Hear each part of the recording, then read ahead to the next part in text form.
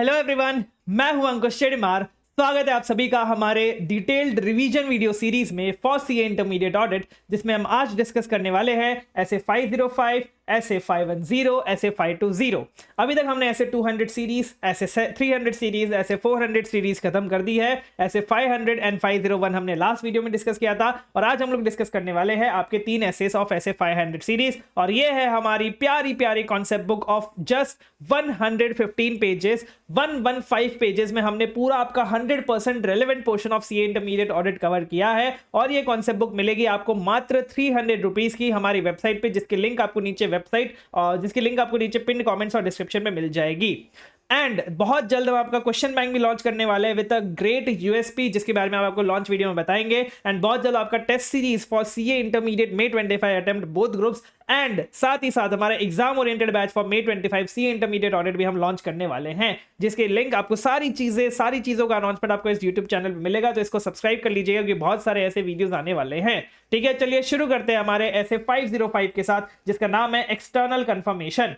अब सर, ये external confirmation का मतलब क्या होता है कि भाई हम जब किसी बाहर वाली पार्टी से, बाहर वाली पार्टी मतलब क्या, क्लाइंट के बाहर वाली पार्टी से, क्लाइंट के एक्सटर्नल पार्टी से, थर्ड पार्टी से अगर कुछ चीज कंफर्म करवा रहे हैं तो उसको हम बोलते हैं एक्सटर्नल कंफर्मेशन। जैसे कोई ऑडिट एविडेंस, इसका मतलब क्या होता है, कोई ऑडिट एविडेंस जो हमें मिल रहा है थर्ड पार्टी से as a direct written response, मतलब वो हमें डायरेक्टली मिल रहा है, थर्ड पार्टी हमें डायरेक्टली कंफर्म कर रही है और राइटिंग में कंफर्म कर रही है। अब आपको अगर याद आ रहा होगा हमारा ऐसे 500 जिसमें हमने पढ़ा था रियलाइजेशंस, जनरलाइजेशंस अबाउट रिलायबिलिटी, उसमें हमने 3 चीजें बताई थी। सबसे पहला कि अगर वो इंडिपेंडेंट पार्टी है तो हमें ज्यादा रिलायबल कर सकते हैं, अगर वो डॉक्यूमेंट्री एविडेंस, डॉक्यूमेंट्री फॉर्म में कोई एविडेंस मिला है तो हम ज्यादा रिलाई कर सकते हैं, एंड तीसरा अगर डायरेक्टली ऑडिटर को मिल रहा है तो हम ज्यादा रिलाई कर सकते हैं। तो हमारा एक्सटर्नल कंफर्मेशन बहुत ज्यादा रिलायबल होता है क्योंकि ये 3 कैरेक्टरिस्टिक्स फुलफिल करता है आपके रिलायबिलिटी के। ठीक है, ये बहुत ज्यादा रिलायबल ऑडिट एविडेंस होता है हमारे लिए। अब इसमें ना 2 टाइप के आपके एक्सटर्नल कंफर्मेशन आते हैं। एक होता है sir negative positive confirmation request, जिसको हम प्यार से बोलेंगे पीसीआर, और एक होता है आपका नेगेटिव कंफर्मेशन रिक्वेस्ट, जिसको हम प्यार से बोलेंगे एनसीआर। अब सर, इन दोनों के बीच में डिफरेंस क्या होता है? तो पॉजिटिव कंफर्मेशन रिक्वेस्ट में आप मोटा मोटा ये समझ सकते हैं कि भाई सामने वाले को हमें रिप्लाई करना ही पड़ता है। सर, ये थोड़ा एग्जांपल देके समझाया ना, समझ नहीं आया कैसे क्या रिप्लाई करेंगे, क्या कंफर्म करेंगे। जैसे मैं आपको एग्जांपल देता हूं कि भाई हमारे बैलेंस शीट में बैंक बैलेंस दिख रहा है 30 लाख रुपीस का, वो दिख रहा है एचडीएफसी अकाउंट, एचडीएफसी बैंक का।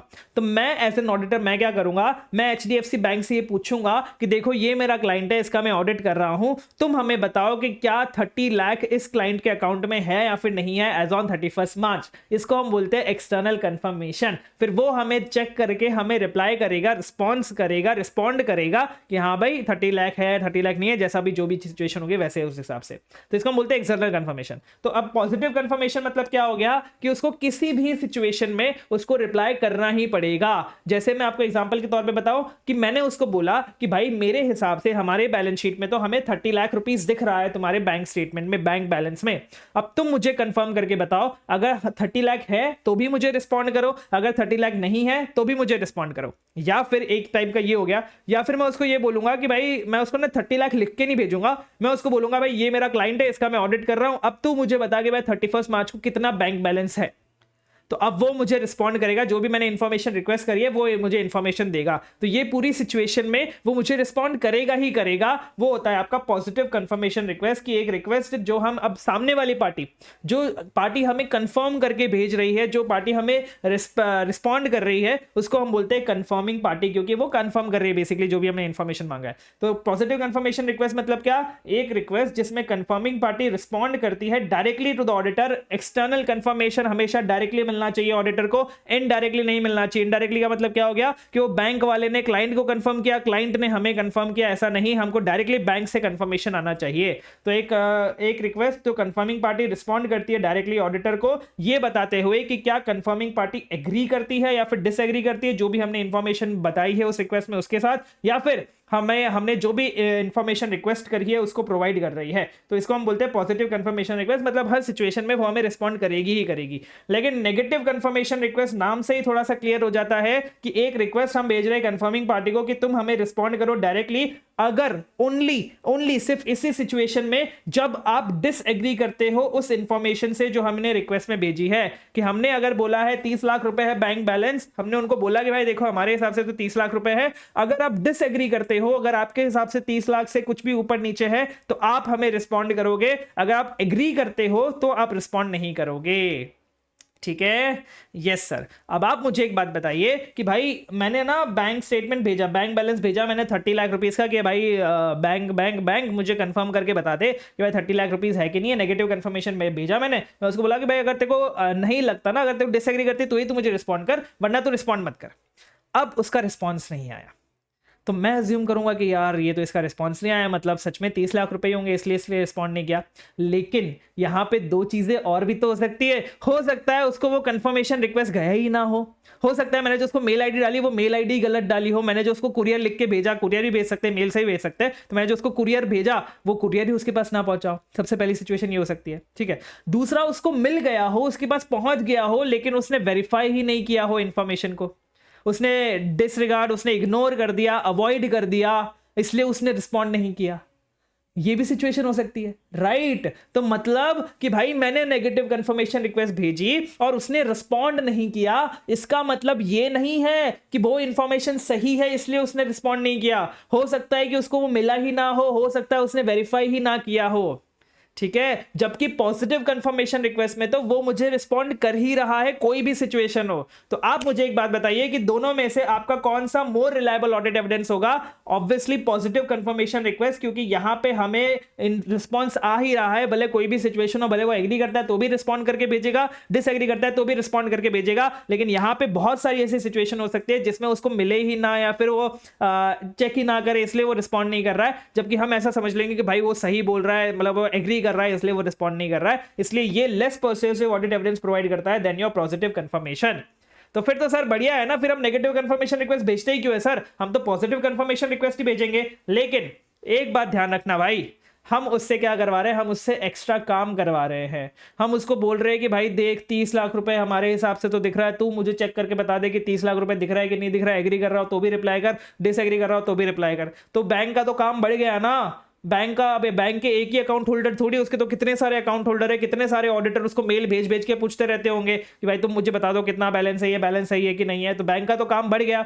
तो यहाँ पे एक रिस्क ये हो सकता है कि बैंक को जो भी कंफर्मेशन आ रही है वो उसको चेक ही नहीं करती है, वो सब में agree agree agree agree yes yes yes yes करके रिप्लाई कर देती है। ये एक रिस्क हो सकता है तुम्हारे पॉजिटिव कंफर्मेशन रिक्वेस्ट में। क्या रिस्क है सर? कि जो कंफर्मिंग पार्टी है वो रिप्लाई करेगी कंफर्मेशन रिक्वेस्ट को without verifying information is correct, बिना उस इंफॉर्मेशन को वेरीफाई किए हुए वो आपको रिप्लाई कर देगी कि हाँ भाई सब कुछ सही है। ये एक रिस्क हो सकता है। अब आप थोड़ा दिमाग लगाओगे ना तो आप सोचोगे कि भाई मैंने उसको बोला कि भाई 30 लाख रुपए है ये बैंक बैलेंस में और तू मुझे कंफर्म करके बता दे एग्री या डिसएग्री करती है तू। ठीक है, उसने बोला मैं एग्री एग्री एग्री करती हूँ, ये हमारा रिस्क है। मैं क्या बोलूंगा कि सर मैं 30 लाख उसको लिख के ही नहीं भेजू, तो मैं उसको 30 लाख लिख के नहीं भेजता। मैं बोलता हूं कि मेरा ये क्लाइंट है, मैं इसका ऑडिटर हूं, तू मुझे बता कि भाई 31 मार्च को इसके कितने बैंक बैलेंस है। अब इसमें तो मुझे इसको मतलब इसमें तो उसको चेक करके रिस्पॉन्ड करना ही पड़ेगा ना। तो ये वाला तो मेरा रिस्क खत्म हो जाएगा। जो मेरा रिस्क था कि भाई वो वेरीफाई नहीं करेगा, उसको वेरीफाई करना पड़ेगा, चेक करना पड़ेगा, फिर ही वो मुझे रिस्पॉन्ड करेगा। तो आप मुझे एक बात बता दीजिए कि भाई इसमें तो आप उससे और ज्यादा काम करवा रहे हो। आप बोल रहे हो कि भाई तू पहले चेक कर, फिर उसमें ये देख के हमारा क्लाइंट है इसमें 31 मार्च को कितना था, फिर उसको टाइप कर तुम्हारे मेल पे, फिर हमको भेज। तो ये क्या एडिशनल एफर्ट तुमने लगवा दिया उससे। और जहां पे भी तुम किसी से ज्यादा काम करवाते हो तो हो सकता है कि वो काम करे ही ना। तो अगर तुम ये वाला भी काम कर रहे हो ना, अगर तुम रिड्यूस कर रहे हो ये वाले रिस्क को, कैसे रिड्यूस कर रहे हो? अमाउंट बिना स्टेट किए, मतलब अमाउंट बिना लिखे अगर तुम ये वाले रिस्क को रिड्यूस कर रहे हो और कंफर्मिंग पार्टी को बोल रहे हो कि भाई तुम ये अमाउंट हमें भर के दो, तो हो सकता है उस पर्टिकुलर सिचुएशन में कि तुम्हें रिस्पॉन्स रेट जो है वो कम मिले। रिस्पॉन्स रेट कम मिले इसका मतलब क्या हो गया सर? कि आपने सपोज 100 बैंक अकाउंट है, आपने 100 बैंक्स को भेजा, तो आपको रिस्पॉन्ड कम बैंक ने किया, आपको रिप्लाई जो है वो कम बैंक्स ने किया कंपैरेटिवली। अगर आप सिर्फ एग्री डिसएग्री वाला बोलते करने के लिए तो ज्यादा बैंक्स रिप्लाई करते, लेकिन जैसे ही आपने अमाउंट्स लिखने के लिए बैंक को बोला तो वैसे ही कम बैंक्स ने आपको रिप्लाई किया। तो इसमें ये वाली दिक्कत भी आ जाती है कि भाई लोअर रिस्पॉन्स रेट हो जाता है, क्योंकि वहां पे उनको एडिशनल एफर्ट चाहिए होता है, कंफर्मिंग पार्टी को लगाना पड़ता है एडिशनल एफर्ट, इसलिए वो रिस्पॉन्ड नहीं करेंगे, बोले छोड़ मैं करता ही नहीं रिस्पॉन्ड, इसको इतनी सारी डिटेल चाहिए। तो ठीक है, तो ये आपका रिस्क आ जाता है कि भाई पहले ये रिस्क है कि भाई वो चेक करेंगे ही नहीं, और हमने बिना चेक करने के लिए अमाउंट भेज दिया कि तुम चेक करके बताओ, तो वो रिस्पॉन्ड ही नहीं करेंगे, बोले मैं रिस्पॉन्ड ही नहीं करूंगा, जाओ इतना काम तो मैं नहीं करने वाला। ठीक है, तो ये आपका था पॉजिटिव कंफर्मेशन रिक्वेस्ट। अब बीच में आपको एक चीज मैं पढ़ा लेता हूं, एक्सेप्शन। एक्सेप्शन क्या होता है सर? आपका सपोज मैंने उसको बोला कि तुम मुझे चेक करके बताओ 30 लाख रुपए बैलेंस है या फिर नहीं है। मैंने उसको ये इन्फॉर्मेशन रिक्वेस्ट किया कि भाई ये वाला इन्फॉर्मेशन है, कंफर्म करके बता दो। उसने मुझे कंफर्म किया कि नहीं भाई हमारे हिसाब से तो 31 लाख है, नहीं भाई हमारे हिसाब से तो 29 लाख है। तो मतलब मैंने जो इन्फॉर्मेशन कंफर्म करने के लिए बोला था, रिक्वेस्ट किया था कंफर्म करने के लिए, और उसने जो मुझे इन्फॉर्मेशन कंफर्म किया है, इन दोनों के बीच में डिफरेंस है, तो उसको हम बोलते हैं एक्सेप्शन। इसको हम मिस स्टेटमेंट नहीं बोलेंगे, क्योंकि पहले हम क्या बोलते हैं, ये जो डिफरेंसेस है इसको रिजॉल्व करेंगे, पता लगाएंगे कि एक्चुअली में कहां गड़बड़ हुई है, फिर हम इसको मिस स्टेटमेंट बोलेंगे। शुरू में हम इसको एक्सेप्शन ही बोलते हैं। वो रिस्पॉन्स जो इंडिकेट करता है डिफरेंस, किसके बीच में डिफरेंस सर? जो भी इंफॉर्मेशन हमने रिक्वेस्ट करी है कंफर्म करने के लिए एंड जो भी इंफॉर्मेशन हम उन्होंने प्रोवाइड करी है कंफर्मिंग पार्टी ने, उन दोनों के बीच में अगर कोई भी डिफरेंस आ रहा है तो उसको हम बोलते हैं एक्सेप्शन। ठीक है, यस सर। अब हम बात करते हैं, ये तो आप समझ गए पॉजिटिव कंफर्मेशन रिक्वेस्ट कि इसमें रिस्क बहुत बड़ा होता है। अब बोलोगे सर नेगेटिव भी भेज लेते हैं ना, नेगेटिव भेज देते हैं, नेगेटिव भेजने में क्या दिक्कत है? लेकिन नेगेटिव भेजने में वही दो दिक्कतें जो मैंने आपको बताई कि अगर हमें रिस्पॉन्ड नहीं मिल रहा है, अगर हमें रिस्पॉन्स नहीं मिल रहा है, तो इसका मतलब ये नहीं है कि भाई थर्ड पार्टी को वो मिल चुका है, हो सकता है वो थर्ड पार्टी को ना मिला हो। और दूसरा मतलब इसका दूसरा रीजन इसका मतलब ये भी नहीं है कि भाई उसने वो इंफॉर्मेशन को वेरीफाई किया है। हो सकता है कि उसने इंफॉर्मेशन को वेरीफाई ही ना किया हो, भले उसको मिल गया फिर भी उसने उस इंफॉर्मेशन को वेरीफाई नहीं किया हो। ठीक है, एक चीज ये हो गई। अब दूसरी चीज नेगेटिव कंफर्मेशन रिक्वेस्ट में एक और इसका वो हमारा ड्रॉबैक है, या फिर आप शॉर्टकमिंग्स बोल सकते हैं, डिसएडवांटेज बोल सकते हैं। ये होता है कि सपोज आप हो डेटर, ठीक है, मेरा ये क्लाइंट है, आप उसके डेटर हो। मैंने क्लाइंट के बुक्स में आप एज अ डेटर हो 1 लाख रुपए के, ठीक है। तो मैंने आपको मेल किया, मैंने आपको बोला कि यार डेटर तो मुझे कंफर्म करके बता, हमारे बुक्स में तो तुझे 1 लाख रुपए पे करने हैं एंटिटी को, तो क्या तुझे 1 लाख रुपए पे करने हैं? अगर तू डिसएग्री करता हो तो ही तू मुझे रिप्लाई कर, अगर तू एग्री कर रहा हो तो फिर तू रिप्लाई मत कर। ठीक है, ये चीज हो गई। अब सपोज मैंने आपको 1 लाख रुपए का भेजा, आप उसके डेटर थे 1,10,000 रुपए के। अब आप तो खुश हो गए, अरे वाह, मुझे तो लगता था कि मुझे एंटिटी को 1,10,000 रुपए देने हैं, लेकिन एंटिटी के बुक्स में तो 1 लाख रुपए दिख रहे हैं, मैं तो रिप्लाई नहीं करूंगा, मैं तो बोलूंगा हाँ, मैं तो मतलब रिप्लाई नहीं करूंगा। तो सामने वाला अज्यूम कर लेगा हाँ भाई सब कुछ सही है। तो जब अगर कोई इंफॉर्मेशन मेरे फेवर में है, मतलब वो सामने वाली थर्ड पार्टी के फेवर में है, तो फिर वो सामने वाली थर्ड पार्टी रिप्लाई नहीं करेगी। ठीक है। दूसरा, अगर इसकी दूसरी सिचुएशन देखो कि भाई वहां पे मैंने तो बोला कि भाई 1 लाख रुपए देने मुझे एंटिटी को, ठीक है, मैं दूंगा एंटिटी को, सॉरी 1,10,000 में मैंने थोड़ा उल्टा बोल दिया कि भाई अगर हम 1,10,000 होगा तो फिर बोलेगा अरे मेरे को तो लगा था कि मुझे ना मतलब वो 1,10,000 वाला सही था। फिर मैं कंफ्यूज हो गया थोड़ा सा, लेकिन हाँ 90,000 की बात करते हैं कि भाई एंटिटी के बुक्स में 1 लाख रुपए है, लेकिन अगर डेटर को 90,000 ही देने थे और हमने उसको कंफर्म करने के लिए बोला भाई तुम कंफर्म करके बताओ, अगर डिसएग्री करते तो ही तुम हमें रिप्लाई करो, तो डेटर बोलेगा यार मुझे तो 90,000 ही देने, एंटिटी के बुक्स में 1 लाख रुपए क्यों है? तो फिर वो डेटर रिस्पॉन्ड करेगा। तो मतलब ये बोलना चाह रहा है कि कंफर्मिंग पार्टी तभी रिस्पॉन्ड करेगी जब वो इंफॉर्मेशन उसके फेवर में नहीं होगी। अगर वो इंफॉर्मेशन उसके फेवर में है तो फिर वो कंफर्म नहीं करेगी। तो यहां पे यही बोला गया कंफर्मिंग पार्टी जो है वो मोर लाइकली टू रिस्पॉन्ड होगी डिसएग्रीमेंट बताते हुए अपना, जब वो जो कंफर्मेशन रिक्वेस्ट हमने भेजी उसमें जो इंफॉर्मेशन है वो उनके फेवर में नहीं है, एंड वो हमें रिस्पॉन्ड नहीं करेगी अगर वो अदरवाइज सिचुएशन है, मतलब जब उसके फेवर में है तब वो हमें रिस्पॉन्ड नहीं करेगी। ठीक है, यस सर। तो ये हमारे क्या है, शॉर्टकमिंग्स हैं नेगेटिव कंफर्मेशन रिक्वेस्ट के। तो यहां पे हमारे पॉजिटिव कंफर्मेशन रिक्वेस्ट के भी शॉर्टकमिंग है, हमारे नेगेटिव कंफर्मेशन रिक्वेस्ट के भी शॉर्टकमिंग है। अब नेगेटिव कंफर्मेशन रिक्वेस्ट को इन्होंने ये बोला है कि आप नेगेटिव कंफर्मेशन रिक्वेस्ट को सब्सटैंटिव प्रोसीजर यूज नहीं कर सकते। कौन सा substantive procedure sir? Sole substantive procedure use नहीं कर सकते। सोल सब्सटैंटिव प्रोसीजर मतलब क्या सर? हमने किया था फैप, हमने पढ़ा था फैप ऐसे 30 में, उसमें हमने पढ़ा था 2 चीजें आती है, आपका टेस्ट ऑफ कंट्रोल्स और एक आता है आपका सब्सटैंटिव प्रोसीजर। तो ये बोल रहा है कि अगर आप ऐसा सोच रहे हो कि यार मैं ना नेगेटिव कंफर्मेशन रिक्वेस्ट भेज देता हूं, उसके अलावा मैं ना कोई टीओडी करूंगा ना कोई सब्सटैंटिव एनालिटिकल प्रोसीजर्स करूंगा, तो आप गलत हो। आप सिर्फ और सिर्फ नेगेटिव कंफर्मेशन को अपना सोल सब्सटैंटिव प्रोसीजर यूज नहीं कर सकते अनलेस आपकी 4 कंडीशंस फुलफिल हो रही हो। अनलेस ये चारों की चारों कंडीशन फुलफिल हो रही हो, सारी की सारी कंडीशंस फुलफिल होनी चाहिए, तब आप नेगेटिव कंफर्मेशन रिक्वेस्ट को सोल सब्सटैंटिव प्रोसीजर यूज कर सकते हो। फिर आपको और भी कोई प्रोसीजर करने की जरूरत नहीं रहेगी। क्या 4 कंडीशन है सर? सबसे पहले याद रखना चारों की चारों फुलफिल होनी चाहिए। अगर एक भी कंडीशन फुलफिल नहीं हुई तो हम सोल सब्सटैंटिव प्रोसीजर यूज नहीं कर सकते, फिर हमें और भी सब्सटैंटिव प्रोसीजर्स करने पड़ेंगे। ठीक है, यस सर। सबसे पहली प्रोसीजर क्या है सर? सबसे पहला हमें पता चला कि भाई जो रोमम है जिस भी कैप्शन को हम कंफर्मेशन भेज रहे हैं, जैसे बैंक बैलेंस पे भेज रहे हैं, डेटर्स को भेज रहे हैं, क्रेडिटर्स को भेज रहे हैं, रिलेटेड पार्टी भेज रहे हैं, तो जो भी हमारा रोमम है वो लो है, हमारा रोमम जो है वो सबसे लो है। एंड दूसरा, उसके ऊपर जो भी हमने टीओसी किया था ना, टेस्ट ऑफ कंट्रोल्स, तो हमें पास sufficient and appropriate audit evidence है regarding operating effectiveness of controls, कि हाँ भाई कंट्रोल सही काम कर रहे हैं, इसका रोमम भी कम है, तो ठीक है मैं एनसीआर भेज देता हूं सोल सब्सटैंटिव प्रोसीजर में। ठीक है, एनसीआर मतलब नेगेटिव कंफर्मेशन रिक्वेस्ट में भेज सकता हूं। दूसरा, यहां पे मैंने एक्सेप्शन की बात करी थी कि भाई कितना डिफरेंस आ सकता है दोनों के बीच में, कितना डिफरेंस आया। अब मैं ऐसा एक्सपेक्ट कर रहा हूं कि यहां पे जो एक्सेप्शन रेट है वो बहुत कम होने वाला है, मतलब यहां पे जो डिफरेंस आने के चांसेस है ना वो बहुत कम डिफरेंस आने के चांसेस है। अब सर मैं ऐसा एक्सपेक्ट कैसे कर रहा हूं, मैं हो सकता है अपने प्रीवियस एक्सपीरियंस के बेसिस पे कर रहा हूं। प्रीवियस एक्सपीरियंस में मुझे पता है कि भाई यहां पे बैंक बैलेंसेस में बहुत ज्यादा डिफरेंस आता नहीं है, बहुत कम डिफरेंस आता है, तो मैं ऐसा इस बार भी यही मैं ऐसा एक्सपेक्ट कर रहा हूं कि यहां पे एक्सेप्शन रेट आने के बहुत कम चांसेस है, बहुत ज्यादा कम एक्सेप्शन आने के चांसेस है, मतलब जितना हमने बैंक में दिखाया, बुक्स में दिखाया, वैसा ही वो सामने वाली पार्टी कंफर्म करेगी। थोड़ा बहुत अगर ऊपर नीचे हो भी जाए तो बहुत कम होने वाला है वो ऊपर नीचे, तो ये हमारा वेरी लो एक्सेप्शन रेट हम यहां पे एक्सपेक्ट कर रहे हैं। तीसरा, ये जो भी पॉपुलेशन है जिसको भी मुझे अपना कंफर्मेशन रिक्वेस्ट भेजना है वो स्मॉल एंड होमोजीनियस आइटम्स है। स्मॉल एंड होमोजीनियस आइटम्स का मतलब क्या हुआ कि सपोज बैंक बैलेंसेस भी है तो हमारे पास बहुत सारे छोटे छोटे बैंक अकाउंट्स है। छोटे छोटे मतलब क्या, जहां पे हमारे पास छोटा बैलेंस है, एंड दूसरा उसका रेंज बहुत ज्यादा बड़ा नहीं है, मतलब ऐसा नहीं है कि मैंने एक बैंक अकाउंट में 1 रुपया रखा है और दूसरे बैंक अकाउंट में मैंने 10 करोड़ रुपए रखा है, तो ऐसा हेट्रोजीनियस नहीं है, होमोजीनियस है। होमोजीनियस का मतलब क्या हो गया, सिमिलर रेंज में है, 1 से 5 लाख के बीच, 1 से 2 लाख के बीच हर एक बैंक अकाउंट में मैंने रखा है, और सारे स्मॉल है हमारे पास आइटम्स। ऐसा नहीं कि भाई सारे बैंक अकाउंट में मैंने 1-2 लाख रखा हो और किसी एक बैंक अकाउंट में मैंने 10 करोड़ रखा हो, ऐसा नहीं है। तो बेसिकली हम जिसको भी कंफर्मेशन भेजने वाले, जो भी पॉपुलेशन हम सिलेक्ट कर रहे हैं कंफर्मेशन भेजने के लिए, वो स्मॉल है एंड होमोजीनियस आइटम्स है उस पॉपुलेशन में। आइटम मतलब इंडिविजुअल चीज, भले आपकी लार्ज नंबर हो चलेगा, बड़ी से बड़ी पॉपुलेशन हमें चलेगा, लेकिन उसमें जो इंडिविजुअल आइटम्स है वो स्मॉल है एंड होमोजीनियस है।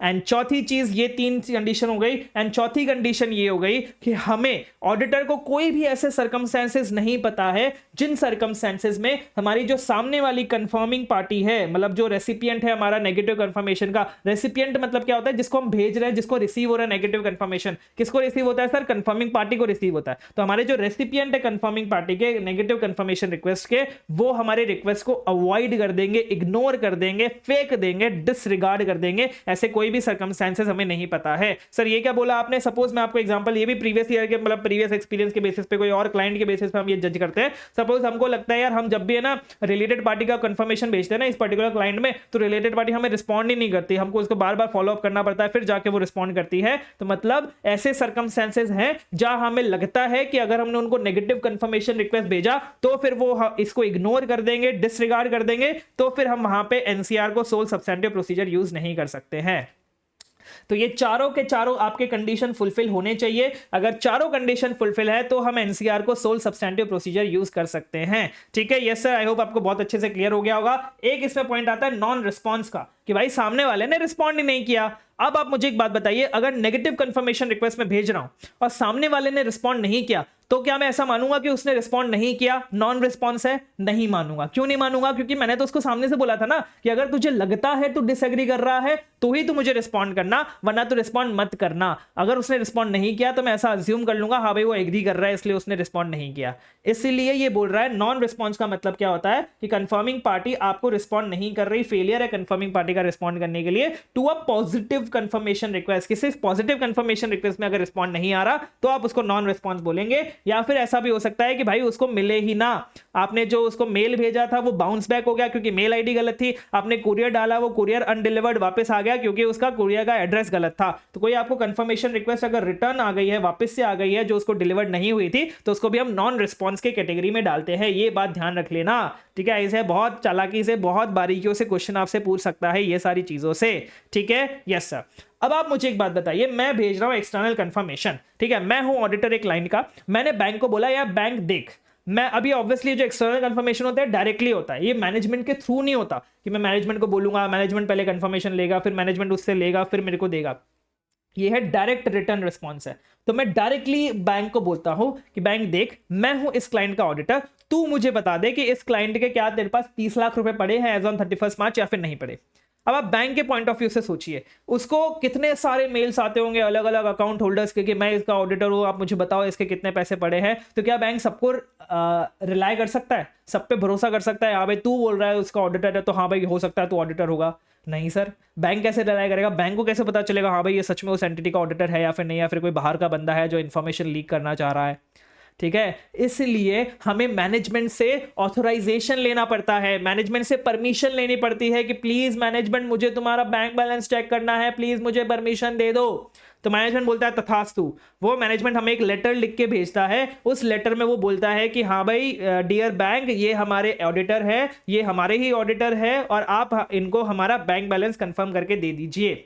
ठीक है, वो ऑथराइजेशन जो लेटर होता है मैनेजमेंट का, वो हम हमारे मेल के साथ चिपकाते हैं, एज एन अटैचमेंट ऐड करते हैं और फिर हम बैंक को हमारा कंफर्मेशन भेजते हैं कि देखो देखो हमें मैनेजमेंट ने ऑथराइज किया है, अप्रूव किया है, परमिशन दी है कि हम आपसे बैंक बैलेंस का कंफर्मेशन ले सकते हैं, तो आप प्लीज अपना बैंक बैलेंस का कंफर्मेशन दे दीजिए।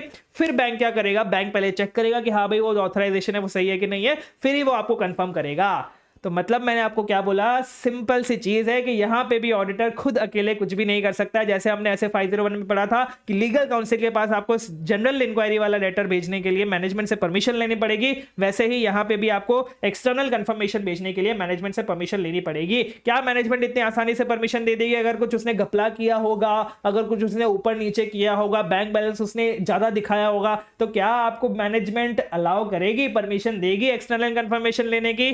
नहीं सर, मैनेजमेंट तो बोलेगी यार नहीं, मैं तुम्हें नहीं दूंगी ये परमिशन एक्सटर्नल कंफर्मेशन लेने की। तो अगर ऐसी कोई सिचुएशन आ जाए जहां पे मैनेजमेंट आपको रिफ्यूज कर रही है ऑडिटर को कंफर्मेशन रिक्वेस्ट सेंड करने के लिए, तब हमें क्या क्या करना है? सबसे पहले मैनेजमेंट के बारे में मैं पूछूंगा, मैनेजमेंट से पूछूंगा उसका रीजन, इंक्वायर करूंगा मैनेजमेंट का रीजन कि भाई तुम मुझे क्यों रिफ्यूज कर रहे हो, एंड जो भी उसने रीजन दिया है उसके बारे में मैं एविडेंस लूंगा कि क्या वो रीजन वैलिड है एंड क्या वो रीजन एप्रोप्रिएट है, रीजनेबल है या फिर नहीं है, क्या मैं वो रीजन एक्सेप्ट कर सकता हूं या फिर नहीं कर सकता। सबसे पहली चीज ये। फिर अगर मैनेजमेंट मुझे मना कर रहा है तो दाल में कुछ तो काला है, कुछ तो गड़बड़ है दया, तो मतलब मैं अपना फिर यहां पे रोमम के ऊपर इंपैक्ट देखूंगा कि भाई यहां पे इस पर्टिकुलर केस में इस पर्टिकुलर कैप्शन के लिए मैनेजमेंट ने मना किया मुझे एक्सटर्नल कंफर्मेशन भेजने के लिए, मतलब यहां पे कुछ हो सकता है। रोमम मुझे देखना पड़ेगा कि क्या मुझे अपना असेसमेंट बढ़ाना है क्या रोमम का, एंड दूसरा इंक्लूडिंग क्या यहां पे रिस्क ऑफ फ्रॉड हो सकता है। ठीक है, ये भी मैं चेक करूंगा। फिर अब मैनेजमेंट मना कर दिया तो मैं जबरदस्ती तो नहीं भेज सकता एक्सटर्नल कंफर्मेशन, हम तो भाई एक प्यादे हैं, हम तो बस रिक्वेस्ट कर सकते हैं मैनेजमेंट को, मना कर दे तो हम ज्यादा से ज्यादा रिपोर्ट कर देंगे और तो कुछ नहीं कर सकते। तो अब मैनेजमेंट ने सिंस मुझे मना कर दिया, उसने रीजन भी बता दिया, मैंने अपना रोमम वाला देख भी लिया, अब मैं अल्टरनेटिव प्रोसीजर्स करके देख लूंगा, कुछ और चीज चेक करके देख लूंगा। बैंक बैलेंस मुझे चेक करना था, कुछ और बैंक स्टेटमेंट मुझे मिल गया, कुछ बाद के ट्रांजेक्शंस मैंने चेक करके देख लिए कि हाँ भाई सही आ रहे कि नहीं आ रहे, तो अल्टरनेटिव प्रोसीजर्स करके मैं relevant and reliable audit evidence लेने की कोशिश करूंगा। लेकिन दिक्कत तब आएगी कि यहां पे सपोज मैंने ले भी लिया, ठीक है, अब दिक्कत तब आएगी कि जब मुझे लग रहा है कि मैनेजमेंट ने जो रीजन दिया है वो अनरीजनेबल है, कि भाई ये तो कुछ भी बकवास ही कर रहा है, ये तो कुछ छुपा रहा है मुझसे, पक्का कुछ तो गड़बड़ है। सबसे पहली चीज ये। दूसरा, जब मैंने अल्टरनेटिव ऑडिट प्रोसीजर्स किए तब मुझे कोई भी relevant and reliable audit evidence मिल ही नहीं रहा है ना, मुझे मैनेजमेंट ने जो रीजन दिया वो खराब है ना, अगर मैनेजमेंट ने रीजन दिया वो सही भी है तो भी मैं जब अल्टरनेटिव प्रोसीजर करने जा रहा हूं तो मुझे ऑडिट एविडेंस मिल ही नहीं रहा है। तो फिर मैं मैनेजमेंट के पापा से बात करूंगा, मतलब मैं TCWG को कम्युनिकेट कर दूंगा एज पर एसेट 260 कि भाई देखो देखो आपके बच्चे को समझा लो, वो मुझे एक्सटर्नल कंफर्मेशन लेने नहीं दे रहा। अब अगर TCWG भी मेरी बातों पे यकीन, मतलब TCWG भी मेरी बातों पे काम नहीं करता है, अगर वो मैनेजमेंट को नहीं बोलता है और ऐसा ही सब कुछ चलता आ रहा है, तो फिर मैं इसका इंप्लीकेशन देखूंगा मेरे ओपिनियन पे कि क्या मुझे अपना ओपिनियन मॉडिफाई करने की जरूरत पड़ सकती है या फिर नहीं पड़ सकती है। क्योंकि मैनेजमेंट तो छोड़ो, यहाँ पे TCWG हमारी बातें नहीं सुन रहा है, तो मैं एज पर ऐसे 705 अपने ऑडिट ओपिनियन पे इंप्लीकेशन देखूंगा, मतलब इंपैक्ट देखूंगा। ठीक है, यस सर, ये आपका पूरा पॉइंट था, अगर मैनेजमेंट आपको रिफ्यूज कर दे एक्सटर्नल कंफर्मेशन रिक्वेस्ट सेंड करने के लिए। नेक्स्ट अब पॉइंट आता है कि सर एक्सटर्नल कंफर्मेशन प्रोसीजर्स क्या होते हैं, कि हम कैसे एक्सटर्नल कंफर्मेशन भेजते हैं, वो तो हमें बताइए। तो अब ये जो आपके प्रोसीजर्स है ना एक्सटर्नल कंफर्मेशन के, इसमें ऑडिटर को खुद को कंट्रोल रखना पड़ता है इस एक्सटर्नल कंफर्मेशन रिक्वेस्ट पे। मतलब मैं हूं स्टैट्यूटरी ऑडिटर, मुझे कंट्रोल रखना पड़ेगा ये सारे प्रोसीजर्स पे, मतलब मुझे ही ये सारे प्रोसीजर्स करने पड़ेंगे। इसको मैं बार बार एम्फेसाइज के साथ क्यों बता रहा हूं, क्योंकि आपका एक क्वेश्चन आएगा आपका ऐसे 610 में, जब हम ऐसे 610 करेंगे या फिर कुछ भी बीच में क्वेश्चन आएगा इंटरनल ऑडिटर वाला, कि जो हमारा स्टैट्यूटरी ऑडिटर था उसने इंटरनल ऑडिटर को इसमें से कोई भी एक प्रोसीजर करने के लिए बोल दिया, तो क्या हम बोल सकते हैं इंटरनल ऑडिटर को इसमें से कोई भी एक प्रोसीजर करने के लिए? नहीं सर। क्यों? क्योंकि आपका ऐसे 505 में लिखा गया है कि आपके जो ऑडिटर है उसका कंट्रोल होना चाहिए इन सारे काम पे, ये सारे एक्सटर्नल प्रोसीजर्स पे। इसलिए हम किसी भी और बंदे को नहीं बोल सकते, भले वो इंटरनल ऑडिटर ही क्यों ना हो। ठीक है, वो हम ऐसे 610 में डिस्कस करेंगे अच्छे से। तो सर कौन कौन से एक्सटर्नल कंफर्मेशन प्रोसीजर है? सबसे पहले मुझे ये डिसाइड करना पड़ेगा कि मुझे कौन सी इंफॉर्मेशन कंफर्म करवानी है। क्या मुझे बैंक कंफर्म करवाना है, क्या मुझे ट्रेड रिसीवेबल्स करवाने हैं, क्या मुझे ट्रेड पेबल्स करवाने हैं? तो कौन सी इंफॉर्मेशन मुझे कंफर्म करवानी है या फिर रिक्वेस्ट करनी है। दूसरा, किसको भेजनी है मुझे ये कंफर्मेशन रिक्वेस्ट, तो मुझे सेलेक्ट करना पड़ेगा एप्रोप्रिएट कंफर्मिंग पार्टी। सिलेक्ट कर लिया, सिलेक्ट करने के बाद मुझे वो कंफर्मेशन रिक्वेस्ट को डिजाइन करना पड़ेगा। ठीक है, डिजाइन करना बहुत ज्यादा इंपॉर्टेंट होता है। डिजाइन करने पे आपको बहुत सारी चीजें डिपेंडेंट होती है, तो वो हम नीचे डिस्कस करने वाले हैं। लास्ट में डिजाइन तो कर लिया, अब उसको भेज भी दो यार। भेज दिया, वो रिप्लाई नहीं कर रहा तो उससे फॉलोअप भी कर लो। तो sending request including follow up request, ठीक है, सेंडिंग भी कर देंगे, उससे फॉलोअप रिक्वेस्ट भी लेते रहेंगे। प्लीज आप रिप्लाई कर दीजिए, प्लीज आप रिप्लाई कर दीजिए। तो ये 4 चीजें हमारा क्या है, एक्सटर्नल कंफर्मेशन प्रोसीजर्स। अब इसमें एक चीज आपको उन्होंने डिस्क्राइब करके दे रखी है, that is your designing confirmation request. क्योंकि जैसा आपका कंफर्मेशन रिक्वेस्ट का डिजाइन होगा, जितना अच्छा होगा, जितना प्रोफेशनल होगा, जितना बढ़िया होगा, उतना ज्यादा आपके रिस्पॉन्स आने के चांसेस है, उतना ज्यादा जो आपका ऑडिट एविडेंस है उसकी रिलायबिलिटी बढ़ेगी। ठीक है, अगर आपने बहुत प्रोफेशनली टाइप किया है, बहुत प्रोफेशनली ड्राफ्ट किया है, प्रेजेंटेशन बहुत अच्छा रखा है, तो सामने वाले का भी दिल करेगा कि हाँ भाई इसको तो मुझे रिस्पॉन्ड करना चाहिए, बहुत भारी इंसान लग रहा है। लेकिन आपने कैजुअली टाइप कर दिया, कुछ भी लिख दिया, स्पेलिंग मिस्टेक्स, ये सारी चीजें कर दी, तो फिर सामने वाला बोलेगा ये तो फालतू है, इसको तो मैं रिस्पॉन्ड ही नहीं करूंगा। तो basically design of confirmation request वो डायरेक्टली इफेक्ट करता है आपके रिस्पॉन्स रेट को, कि कितना रिस्पॉन्स आपको मिलने वाला है। इसलिए आपको डिजाइनिंग बहुत अच्छे से करनी है। कौन कौन से फैक्टर्स है जो मुझे कंसिडर करने हैं डिजाइन करते टाइम? सबसे पहली चीज कि मेरा कंफर्मेशन रिक्वेस्ट कैसा दिखने वाला है। कैसा दिखने वाला है सर, मतलब उसका क्या लेआउट आने वाला है, क्या फॉर्मेट होने वाला है, क्या प्रेजेंटेशन होने वाला है मेरे कंफर्मेशन रिक्वेस्ट का। अब उस कंफर्मेशन रिक्वेस्ट के उस कंफर्मेशन रिक्वेस्ट में मुझे क्या कंफर्म करना है, कौन सा असर्शन चेक करवाना है। असर्शन अब आपको समझ में आ गया होगा, ऐसे 500 में हमने किया है, एग्जिस्टेंस करवाना है, कंफर्मेशन एग्जिस्टेंस करवाना है, कंप्लीटनेस करवाना है, वैल्यूएशन करवाना है। कौन सा पर्टिकुलर असर्शन मुझे टेस्ट करवाना है, उस पर्टिकुलर असर्शन में क्या risk of material miss statement है, इंक्लूडिंग कोई फ्रॉड रिस्क है क्या, जिससे मुझे और डिटेल में उससे सारी चीजें पूछनी चाहिए। तो ये मैंने कंफर्मेशन की बात कर ली कि हाँ मैंने कंफर्मेशन बना लिया। अब उस कंफर्मेशन को भेजना कैसे है, मेथड ऑफ कम्युनिकेशन क्या होगा, क्या मुझे उसको पेपर में लिख के भेजना है, कुरियर करवाना है, क्या मुझे उसको मेल भेजना है, तो क्या मेथड ऑफ कम्युनिकेशन होने वाला है। दूसरा, अब ये जब डिजाइन कर रहे हैं तो मुझे क्या प्रायर एक्सपीरियंस है सिमिलर एंगेजमेंट्स पे, कि भाई ऐसे एंगेजमेंट्स पे तुम ऐसे डिजाइन करोगे कंफर्मेशन रिक्वेस्ट को तो तुम्हें ज्यादा रिस्पॉन्ड आएगा, या फिर इसी एंगेजमेंट में मैंने पिछले साल जब इसका ऑडिट किया था तब मुझे इस पर्टिकुलर चीज से ज्यादा रिस्पॉन्स आया था, तो वो डिजाइन, वो एक्सपीरियंस मुझे यहाँ पे यूज करना है। अब भाई मैं भेज तो रहा हूं कंफर्मेशन रिक्वेस्ट, लेकिन सामने वाले की एबिलिटी भी तो होनी चाहिए ना उस कंफर्मेशन रिक्वेस्ट में जो मैंने इंफॉर्मेशन बोली है वो मुझे देने की।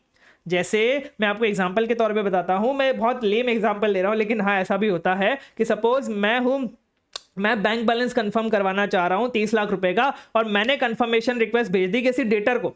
अब डेटर की एबिलिटी थोड़ी है बैंक बैलेंस कंफर्म करने की, अगर मैं बैंक को भेजता तो वो बैंक बैलेंस मेरा कंफर्म करता। तो मुझे ये चेक करना है कि एबिलिटी क्या है जो मेरा कंफर्मिंग पार्टी है, कि क्या वो कंफर्म कर सकता है, फिर प्रोवाइड कर सकता है जो भी इंफॉर्मेशन मैंने उससे भेजी है कंफर्म करने के लिए या फिर प्रोवाइड करने के लिए, क्या उसके पास वो इतनी क्षमता है कि वो मुझे वो इंफॉर्मेशन दे देगा या फिर कंफर्म कर देगा। एंड लास्ट में ये सारी चीजें तुमने कर ली, लेकिन एक चीज अगर तुमने नहीं करी तो फिर इसका कोई भी मतलब नहीं है, दैट इज योर मैनेजमेंट का ऑथराइजेशन। कि मैनेजमेंट से ऑथराइजेशन ले लो, मैनेजमेंट को बोलो कि वो लोगों को एनकरेज करे कि तुम रिस्पॉन्ड करो ऑडिटर को।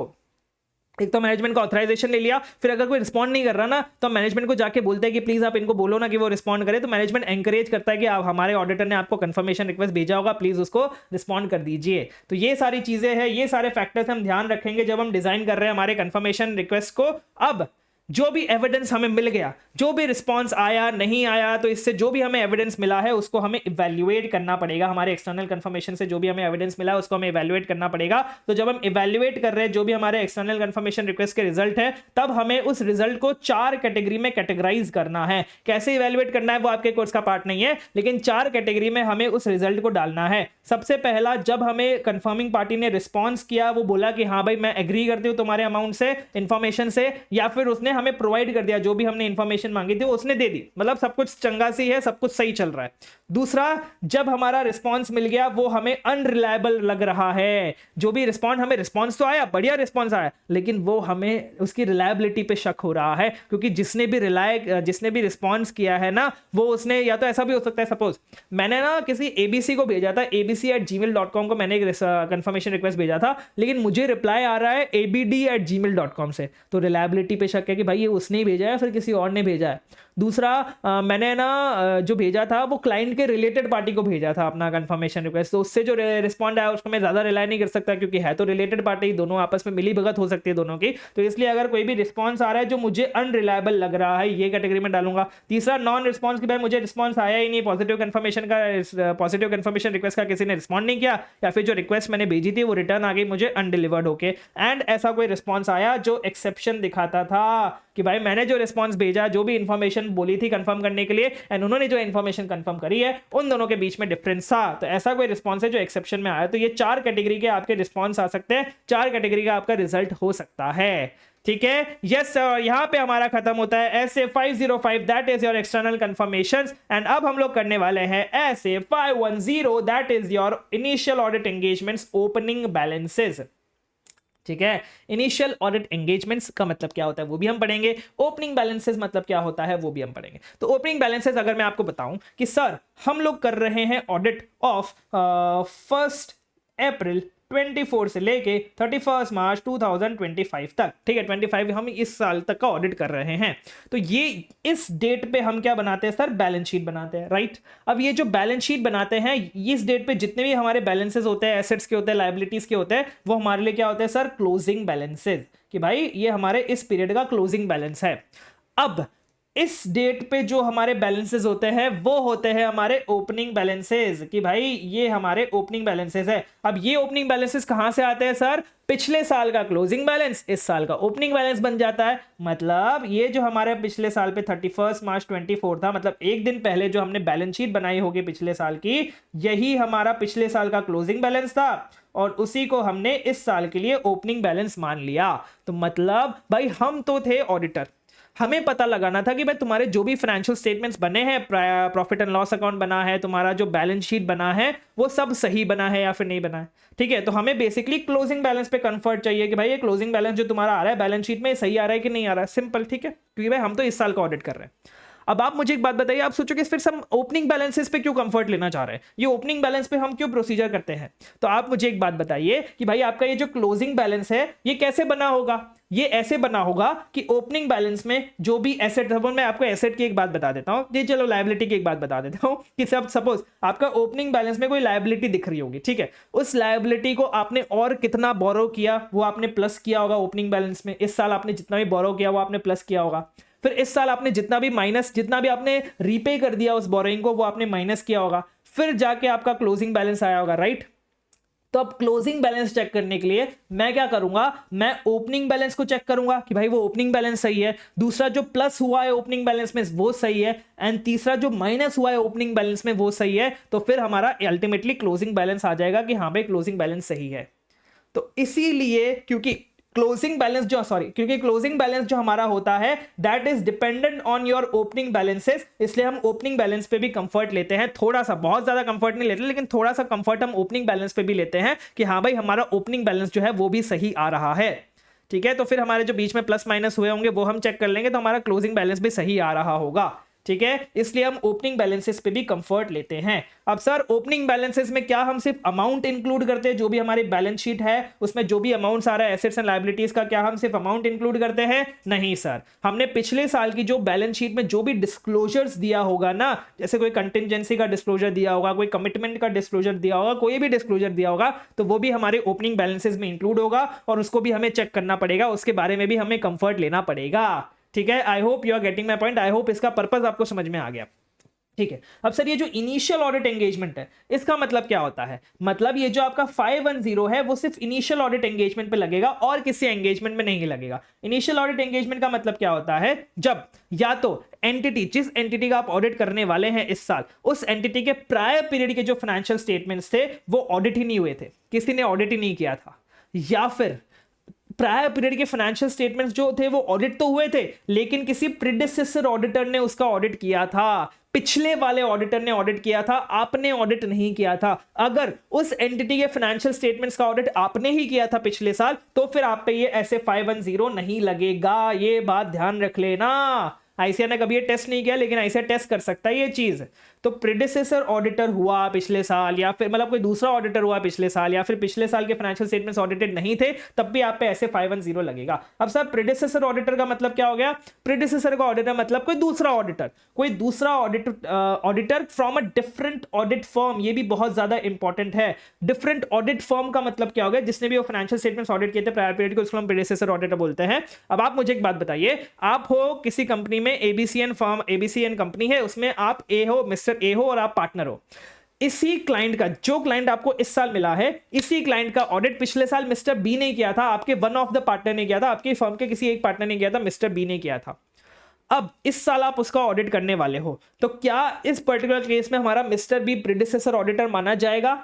नहीं माना जाएगा, क्योंकि वो हमारे डिफरेंट ऑडिट फर्म से नहीं है, वो हमारी खुद की सेम ऑडिट फर्म से है। मतलब अगर वो प्रीडिसेसर ऑडिटर नहीं माना जाएगा, मतलब यहां पे ऐसे 510 नहीं लगेगा, क्योंकि ये इनिशियल ऑडिट एंगेजमेंट ही नहीं माना जाएगा ना। क्योंकि भाई इनिशियल ऑडिट एंगेजमेंट में एक तो ये चीज होती है कि भाई वो ऑडिटेड ही ना हो, जबकि यहां पे तो ऑडिटेड थे, मिस्टर बी ने ऑडिट किया था। दूसरा, किसी प्रीडिसेसर ऑडिटर ने ऑडिट किया, लेकिन मिस्टर बी तो हमारे लिए प्रीडिसेसर ऑडिटर है ही नहीं, तो इसलिए हमारा ये इनिशियल ऑडिट एंगेजमेंट नहीं है, इसलिए ये ऐसे 510 यहां पे नहीं लगेगा। तो इसलिए जो प्रीडिसेसर ऑडिटर था वो डिफरेंट ऑडिट फर्म का होना चाहिए, तभी आपका ऐसे 510 लगेगा। ठीक है, आई होप आपको यहां तक क्लियर हो गया होगा सब कुछ। ठीक है, अब सर ओपनिंग बैलेंस मेरे को ये तो समझ में आ गया कि हम ऐसे 510 क्यों करते हैं, लेकिन इसमें ऑब्जेक्टिव क्या है? वो ओपनिंग बैलेंस में क्या चेक करता है, क्या ऑब्जेक्टिव ऑडिटर का, वो चेक क्या करता है एग्जैक्टली, वो हमें बता दीजिए। तो बेसिकली हमारे ये ऑब्जेक्टिव है कि हमें ऑब्टेन करना है sufficient and appropriate audit evidence. जहां भी जाओ ऑडिट एविडेंस लेके आओ, तो तुम्हें sufficient and appropriate audit evidence obtain करना है। किस बारे में sufficient and appropriate audit evidence obtain करना है? दो चीज है, ये आपकी बहुत बार रिपीट होगी, बहुत अच्छे से सुन लीजिएगा। सबसे पहली चीज कि भाई ओपनिंग बैलेंसेस में मिस स्टेटमेंट्स नहीं होने चाहिए जो आपके मटीरियली इफेक्ट करते हैं करंट पीरियड के फाइनेंशियल स्टेटमेंट्स को। मतलब पिछले साल के ऐसे कोई मिसस्टेटमेंट जो करंट पीरियड के फाइनेंशियल स्टेटमेंट्स को मटीरियली इफेक्ट करते हैं, वो ऐसे मिसस्टेटमेंट्स नहीं हो हमारे। मतलब हमें चेक करना है कि भाई ऐसे कोई मिसस्टेटमेंट्स है या फिर नहीं है, मतलब मटीरियल मिसस्टेटमेंट्स है या फिर नहीं है आपके ओपनिंग बैलेंसेस में। दूसरा, आपके जो ओपनिंग बैलेंसेस में अकाउंटिंग पॉलिसीज आ रही है, अकाउंटिंग पॉलिसीज जो आपने पिछले साल लगाई थी अपने ओपनिंग बैलेंसेस में जो रिफ्लेक्ट हो रही है, वो एप्रोप्रिएट है एंड उसको आपने कंसिस्टेंटली अप्लाई किया है। मतलब लास्ट ईयर जो आपने अकाउंटिंग पॉलिसी फॉलो करी थी, जो आपके ओपनिंग बैलेंसेस में आ रही है, वही अकाउंटिंग पॉलिसी आपने इस साल भी लगाई है, इस साल भी अप्लाई करी है। अगर आप उसको कंसिस्टेंटली अप्लाई नहीं कर रहे हो, इस साल जो भी आपने चेंजेस किए हैं वो आपने अकाउंट किए हैं और उसको अच्छे से डिस्क्लोज किया है as per applicable financial reporting framework. जैसा आपका इंड एस बोलते हैं, जैसे आपको एएस बोलते हैं, वैसे आपने उसको अकाउंट किया है, जो भी चेंजेस आए हैं, और उसने आपको डिस्क्लोज भी किया है आपके फाइनेंशियल स्टेटमेंट्स में। ये हमारा ऑब्जेक्टिव है कि हमें ये चीजें चेक करनी है। क्या चीज है सर? सबसे पहले ओपनिंग बैलेंस में कोई मटेरियल मिसस्टेटमेंट ना हो, एंड दूसरा ओपनिंग बैलेंसेस में अकाउंटिंग पॉलिसी सही हो, चेंज ना हुई हो। अगर चेंज हुई हो तो आपने उसको अच्छे से चेंज किया हो, अकाउंट और डिस्क्लोज भी किया हो। ठीक है, ये हमारा पूरा ऑब्जेक्टिव है ऑडिटर का ओपनिंग बैलेंसेस का, एंड यही चीज बार बार रिपीट होती रहती है। अब मुझे एक बात बताइए, अब एक क्वेश्चन आता है कि यहां पे हमने बोला कि हमें ऑब्टेन करना है sufficient and appropriate audit evidence. अब ये sufficient and appropriate audit evidence opening balances के बारे में हम कैसे ऑब्टेन करेंगे? ऐसा क्वेश्चन आएगा आपको कि भाई auditor can obtain sufficient and appropriate audit evidence about opening balances by performing which procedures. तो वो हमें प्रोसीजर्स बताने। क्या प्रोसीजर्स करते हैं सर? सबसे पहले मैं ये देखता हूं कि मेरे जो ओपनिंग बैलेंसेस में जो भी हमारे अकाउंटिंग पॉलिसीज है वो एप्रोप्रिएट है या फिर नहीं है। सबसे पहली चीज जो मैंने यहां से उठा लिया ये वाला पॉइंट कि भाई एप्रोप्रिएट अकाउंटिंग पॉलिसी होनी चाहिए, तो वही चीज मैं चेक करता हूं कि भाई तुम्हारी एप्रोप्रिएट अकाउंटिंग पॉलिसी है या फिर नहीं है। दूसरी चीज मैं ये चेक करता हूं कि तुम्हारे जो प्रायर पीरियड के क्लोजिंग बैलेंसेस थे, ये वाले जो थे 31 मार्च 2024 के जो क्लोजिंग बैलेंसेस थे, प्रायर पीरियड के जो क्लोजिंग बैलेंसेस थे, वो तुमने ब्रॉट फॉरवर्ड किए हैं करेक्टली ओपनिंग बैलेंसेस में। मतलब जैसे मैं आपको एग्जांपल के तौर पे बताता हूं कि जब हम बचपन में बनाते थे 11th 12th में, जब हम कैश बुक बनाते थे, बैंक बुक बनाते थे, तो हमारा जब पेज खत्म हो जाता था तो हम वहां पे लिखते थे ना टू बैलेंस कैरिड फॉरवर्ड, फिर हम आगे लिखते थे टू बैलेंस ब्रॉट फॉरवर्ड। फिर हमसे गलती हो जाती थी, कभी पेज में नीचे हमने 10 लाख लिखा है, नेक्स्ट पेज में 1 लाख हो जाता था, नेक्स्ट पेज में उसी का 1 करोड़ हो जाता था। तो वैसे ही हमें चेक करना है कि हमने ऐसी कोई गलती तो नहीं करती कि यहाँ पे तो बैलेंस 1 लाख रुपए आ रहा है और यहाँ पे ओपनिंग बैलेंस हमने 1 करोड़ दिखा दिया। तो हमने ये चेक करना है कि क्लोजिंग बैलेंस जो तुम्हारे प्रायर पीरियड का जो भी क्लोजिंग बैलेंस था वो हमने करेक्टली ब्रॉट फॉरवर्ड किया है तुम्हारे करंट पीरियड में, ठीक है। अगर कोई एडजस्टमेंट करना था ब्रॉट फॉरवर्ड करते टाइम तो हमने वो एडजस्टमेंट जो है वो अच्छे से डिस्क्लोज किया है प्रायर पीरियड आइटम में इन करंट ईयर पीएनएल। जो हमारा करंट ईयर का प्रॉफिट एंड लॉस अकाउंट है उसमें हमने अलग से सेपरेटली डिस्क्लोज किया है as a prior period item कि भाई ये प्रायर पीरियड आइटम था, पहले हो जाना चाहिए था एडजस्टमेंट्स, लेकिन हम इस साल कर रहे हैं, ठीक है। तो दो चीज अभी तक हमने डिस्कस करी कि एप्रोप्रिएट अकाउंटिंग पॉलिसी है और करेक्टली ब्रॉट फॉरवर्ड किया, अगर कोई एडजस्टमेंट करना था तो वो हमने किया, उसको अच्छे से डिस्क्लोज भी किया हमारे करंट ईयर पीएनएल में as a prior period item, ठीक है।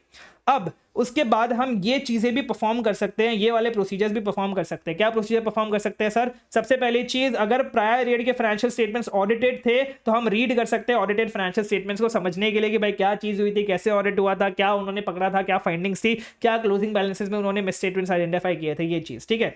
तो प्रायर पीरियड के अगर ऑडिटेड थे तो ही, ठीक है। ऑडिटेड, अब आप बोलोगे सर ऑडिटेड कैसे होंगे? तो प्रीडेसेसर ऑडिटर ने ऑडिट किए होंगे ना, क्योंकि इनिशियल ऑडिट एंगेजमेंट में प्रीडेसेसर ऑडिटर ने ऑडिट किए होंगे, तो हम वो चेक कर लेंगे। दूसरा, हम ये देखेंगे कि हमने जो भी करंट पीरियड में ऑडिट परफॉर्म किया है, क्या हमें ऐसा कोई एविडेंस मिला अबाउट ओपनिंग बैलेंसेस? क्या हमें बिना कुछ किए ही हमने सिर्फ करंट पीरियड में ऑडिट परफॉर्म किया तो हमें ऑडिट परफॉर्म करते करते हमें ओपनिंग बैलेंस के बारे में क्या कोई एविडेंस मिला था या फिर नहीं मिला था? या फिर तीसरी चीज, क्या हमें कोई स्पेसिफिक ऑडिट प्रोसीजर्स परफॉर्म करना चाहिए ओपनिंग बैलेंसेस के बारे में एविडेंस लेने के लिए?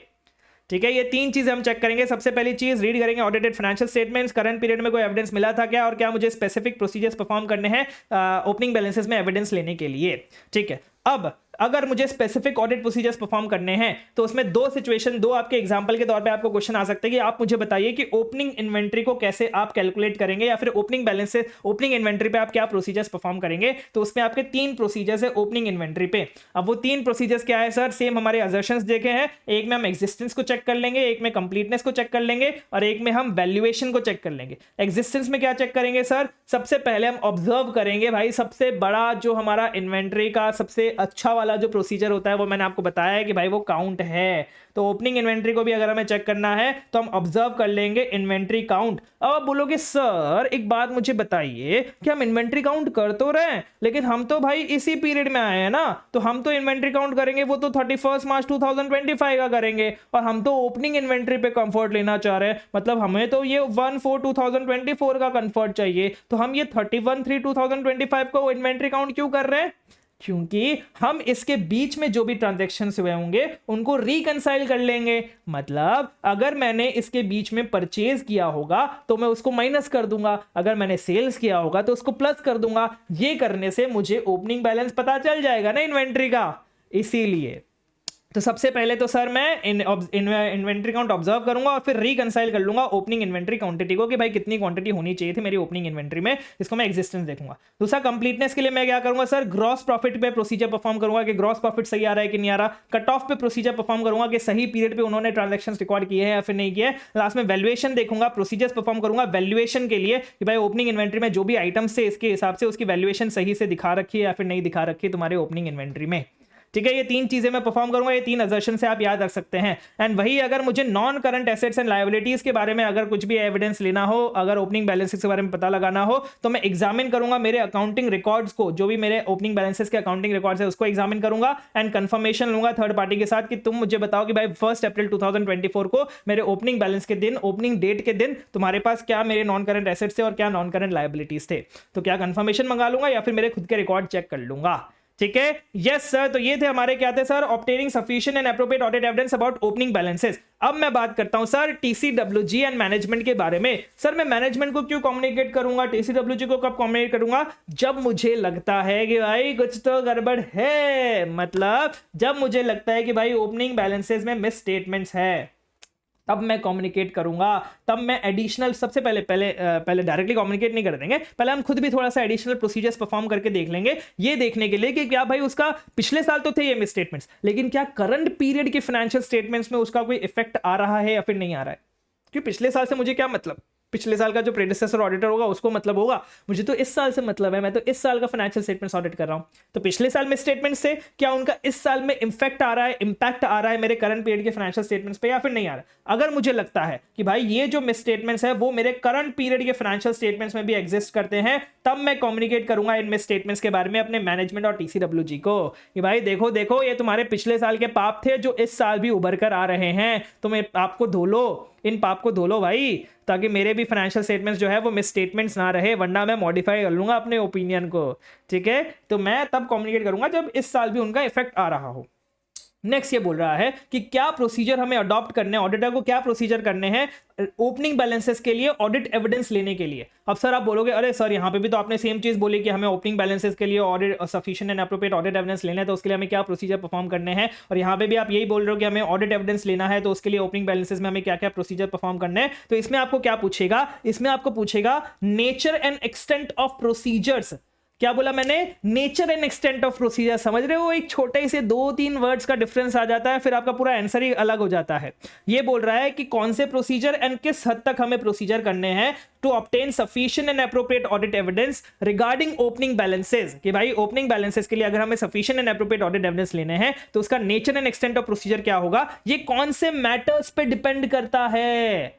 यहां पे मैटर्स बताए गए हैं और यहां पे आपका प्रोसीजर्स बताया गया है। ये प्रोसीजर्स कौन से मैटर पे डिपेंड करते हैं, ये मैटर्स हैं, समझे। मतलब ये कितने प्रोसीजर करने पड़ेंगे, किस हद तक घुसना पड़ेगा, ये आपके इन मैटर्स पे डिपेंड करता है। तो आपको क्वेश्चन बहुत अच्छे से समझना पड़ेगा कि वो मैटर्स पूछ रहा है या फिर प्रोसीजर्स पूछ रहा है। ठीक है, तो क्या मैटर्स है सर, सबसे पहला मुझे ये देखना है कि क्या प्रायर पीरियड के फाइनेंशियल स्टेटमेंट्स ऑडिटेड थे, एंड अगर क्या प्रेडिसेसर ऑडिटर का ओपिनियन मॉडिफाइड था। अगर मॉडिफाइड था तो मुझे ज्यादा करना पड़ेगा, सिंपल सी बात है।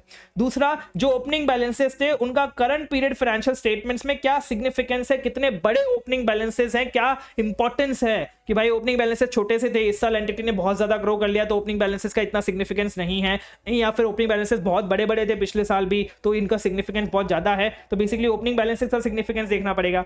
तीसरा, क्या अकाउंटिंग पॉलिसी फॉलो करी थी एंटिटी ने ओपनिंग बैलेंसेस में, एंड चौथा, क्या nature of class of transactions accounts and disclosures है, एंड क्या रोमम है इसके अंदर करंट पीरियड फाइनेंशियल स्टेटमेंट्स में। चार चीजें, चार मैटर्स है जिसके बेसिस पे मैं अपने प्रोसीजर्स परफॉर्म करूंगा मेरे ओपनिंग बैलेंसेस में। सबसे पहला, भाई प्रेडिसेसर ऑडिटर ने क्या ऑडिट किया था, और ऑडिट किया तो क्या उसने मॉडिफाइड ओपिनियन दिया था। दूसरा, मैं ओपनिंग बैलेंसेस को देखूंगा कि भाई क्या उसका सिग्निफिकेंस है, तुम्हारा इंपॉर्टेंस कितना है, मतलब तुम कौन सी अकाउंटिंग पॉलिसी यूज करते हो, एंड तुम में क्या रोमम है जिससे मुझे तुम्हारा इंपॉर्टेंस पता चलेगा, सिग्निफिकेंस पता चलेगा। ठीक है, ऐसे आप करके 4 पॉइंट आप ये याद रख सकते हो।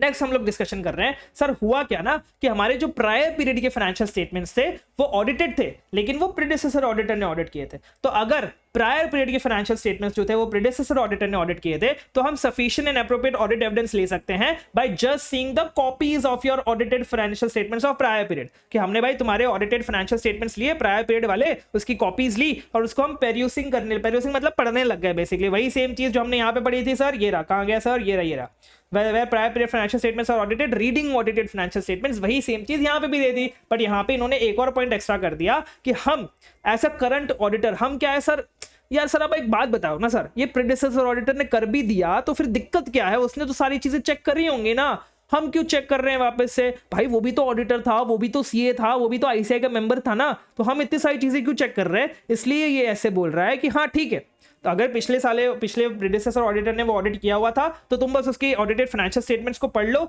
और तुम उस पर भरोसा भी कर सकते हो, तुम उस पर रिलायंस भी प्लेस कर सकते हो, ट्रस्ट भी रख सकते हो, बिलीव भी लग सकते हो कि हाँ भाई उसके जो क्लोजिंग बैलेंसेस से प्रायर पीरियड के फाइनेंशियल स्टेटमेंट्स के वो सही थे, उस पर तुम भरोसा कर सकते हो। लेकिन एक्सेप्ट अगर आपको ऐसी कोई सिचुएशन मिल रही है करंट पीरियड के फाइनेंशियल स्टेटमेंट्स में, करंट पीरियड में जब आप ऑडिट कर रहे थे तब आपको अगर ऐसा लग रहा है कि भाई हमारे जो ओपनिंग बैलेंसेस है उसमें मिस स्टेटमेंट्स हो सकती है, मिस स्टेटमेंट होने की पॉसिबिलिटी है, तब तुम उस पर रिलाय नहीं कर सकते। तब तुम ऐसा नहीं बोल सकते नहीं भाई ये तो मिस स्टेटमेंट उसने देख लिया होगा, वो तो भाई उसकी रिस्पॉन्सिबिलिटी थी, मेरी रिस्पॉन्सिबिलिटी नहीं थी ना, मैं तो उस पर रिलाय करूंगा ना, ऐसा तुम नहीं बोल सकते। मतलब ये बोलना चाह रहा है, सिंपल सी बात है कि अगर तुमने करंट पीरियड का फाइनेंशियल से करंट पीरियड का ऑडिट कर रहे थे तुम, और तुम्हें ऐसा कुछ भी पता नहीं चलता कि ओपनिंग बैलेंसेस में मिस स्टेटमेंट है, तो फिर तुम प्रीवियस ऑडिटर पे रिलाई कर सकते हो, प्रेडिसेसर ऑडिटर पे रिलाई कर सकते हो कि हाँ भाई उसने जो ओपनिंग बैलेंसेस चेक किए होंगे वो सही किए होंगे चेक। ठीक है। और अगर ऐसा नहीं है, तुम्हें लगता है कि मिस स्टेटमेंट हो सकती है, फिर तुम उस पर रिलाई नहीं कर सकते, फिर तुमको अपने प्रोसीजर्स करने पड़ेंगे, ठीक है। आई होप अब आपको समझ में आ गया होगा ये prior period audited bye प्रेडेसेसर auditor में क्या करेंगे। अब हुआ क्या कि जब हम ओपनिंग बैलेंसेस देख रहे थे ना, उसमें हमको क्या चेक करना था सर, सबसे पहले मुझे मिस स्टेटमेंट्स वाला चेक करना था। तो मिस स्टेटमेंट्स हमने बहुत बार डिस्कशन भी कर लिया कि भाई अगर मिस स्टेटमेंट लगता है, होता है, तो हम क्या करेंगे। अब हम डिस्कस करते हैं कि सर अकाउंटिंग पॉलिसी के बारे में हमने बोला था कि तुम अकाउंटिंग पॉलिसी को कंसिस्टेंटली अप्लाई करो, या फिर हमने बोला था कि कोई चेंज आ रहा है तो उसको अच्छे से अकाउंट करो और डिस्क्लोज करो। लेकिन तुमने क्या किया, तुमने, अगर हमको ऐसा लगता है, मतलब ऑडिटर को ऐसा लगता है कि करंट पीरियड की जो अकाउंटिंग पॉलिसी है वो कंसिस्टेंटली अप्लाई नहीं हुई थी ओपनिंग बैलेंसेस में, मतलब ओपनिंग बैलेंसेस में कोई और अकाउंटिंग पॉलिसी थी और करंट पीरियड में कोई और अकाउंटिंग पॉलिसी थी as per applicable financial reporting framework, और ये जो चेंज आया था अकाउंटिंग पॉलिसी का, ये तुमने प्रॉपर्ली अकाउंट और डिस्क्लोज भी नहीं किया है as per applicable financial reporting framework, तो मैं क्वालिफाइड या फिर एडवर्स ओपिनियन दूंगा एज पर ऐसे 705। अब सर ये क्वालिफाइड क्या होता है, एडवर्स क्या होता है, कब देंगे, कौन सा देंगे, ये सारी चीजें हम ऐसे 705 में डिस्कस करने वाले हैं। तो या तो मैं क्वालिफाइड ओपिनियन दूंगा या फिर एडवर्स ओपिनियन दूंगा, ठीक है, क्योंकि तुमने चेंज कर दिया और तुमने चेंज बताया भी नहीं तुमने क्या चेंज किया। अब मैं क्या रिपोर्ट दूंगा with regard to opening balances. Reporting मतलब क्या, बेसिकली मैं कैसे रिपोर्ट बनाऊंगा ओपनिंग बैलेंसेस के लिए। तो ये बोल रहा है कि अगर मुझे sufficient and appropriate audit evidence नहीं मिल रहा है रिगार्डिंग योर ओपनिंग बैलेंसेस, तो मैं क्वालिफाइड ओपिनियन दूंगा या फिर डिस्क्लेमर ऑफ ओपिनियन दूंगा एज पर ऐसे 705। हम डिस्कस करेंगे कि अब क्या कौन सा ओपिनियन देना होता है। लेकिन हाँ, एक बात समझ लीजिए, जहां पे एविडेंस हमें मिल जाता है वहां पे हम क्वालिफाइड या एडवर्स देते हैं, और जहां पे एविडेंस नहीं मिलता है वहां पे हम क्वालिफाइड या फिर डिस्क्लेमर देते हैं, ठीक है। अगर ये तो एक चीज होगी जब हमें unable to obtain sufficient and appropriate audit evidence है। दूसरा क्या हो गया सर, हमें लगता है कि ओपनिंग बैलेंसेस में मिस स्टेटमेंट है जो मटेरियली इफेक्ट करती है करंट पीरियड के फाइनेंशियल स्टेटमेंट्स को, एंड उस इफेक्ट जो है, जो मिस स्टेटमेंट का जो इफेक्ट है वो प्रॉपर्ली अकाउंट और डिस्क्लोज भी नहीं हुआ है, तब उस ऑडिटर को एडवर्स या फिर क्वालिफाइड ओपिनियन देना पड़ेगा एज पर ऐसे 705। मतलब यहाँ पे हमें एविडेंस मिल गया है, इसलिए हम यहाँ पे या तो क्वालिफाइड ओपिनियन देंगे या फिर एडवर्स ओपिनियन देंगे, और यहाँ पे एविडेंस नहीं मिल रहा है इसलिए क्वालिफाइड या फिर डिस्क्लेमर ऑफ ओपिनियन देंगे। हम बहुत अच्छे से डिस्कस करने वाले हैं आपके ऐसे 705 में। और यहाँ पे आपका खत्म होता है ऐसे 510, that is your initial audit engagement opening balances, ठीक है। Yes sir. चलिए अब हम लोग करते हैं आपका ऐसे 520, that is your analytical procedures. Sir ये एनालिटिकल प्रोसीजर्स क्या होते हैं, हमें इतना तो समझ में आ रहा है कि इसमें हमें एनालिटिक्स लगाना पड़ता है, कुछ तो दिमाग लगाना पड़ता है, एनालिसिस करना पड़ता है, लेकिन आप थोड़ा सा समझा देंगे ना एग्जाम्पल के साथ तो हमें समझ में आ जाएगा। चलिए हम आपको समझा देते हैं एग्जाम्पल के साथ। इसमें बहुत क्लासिक एग्जाम्पल है आपका होटल का, कि सर ये है हमारा होटल, हम करने गए होटल के रेवेन्यू का ऑडिट, हम कर रहे हैं होटल के रेवेन्यू चेक कर रहे हैं, ठीक है। अब आप मुझे एक बात बताइए, अगर मेरे को होटल के बारे, मुझे होटल के बारे में कुछ कुछ चीजें पता है, जैसे मुझे ये पता है कि तुम्हारा जो होटल है वो 200 दिन चलता है पूरे साल में, ठीक है, 200 दिन ही चलता है, बाकी कुछ छुट्टी वुट्टी हो जाती है, कुछ आपका होटल को बंद रखना पड़ता है, ऐसी कुछ सिचुएशन है, 200 दिन चलता है आपका पूरे साल में। दूसरा मुझे ये पता है कि भाई तुम जो रेंट चार्ज करते हो 1000 करते हो पर डे का, पर रूम पर डे तुम्हारा 1000 का रेंट है। तीसरा मुझे ये पता है कि भाई तुम्हारे पास 100 रूम्स है टोटल, कि भाई तुम्हारे पूरे होटल में 100 रूम्स है। और चौथा मुझे पता है कि तुम 200 दिन चालू तो रखते हो लेकिन तुम्हारा होटल इतना बढ़िया है नहीं, तो तुम्हारी 50% ही वैकेंसी रहती है, मतलब 50% ही ऑक्यूपेंसी रहती है, मतलब 50% ही लोग तुम्हारे, मतलब 50% ही होटल तुम्हारा ऑक्यूपाई रहता है ऑन एन एवरेज, ठीक है। तो अब मुझे एक बात बताइए, अगर आपको ये 4 पैरामीटर पता है तो क्या आप यहां पे होटल का रेवेन्यू निकाल सकते हैं? क्या आप ऐसा सोच सकते हैं कि हाँ भाई अगर ये 4 पैरामीटर है मोटा मोटा, तो आपको मोटा मोटा होटल का रेवेन्यू इतना होना चाहिए? कैसे पता लगाएंगे सर?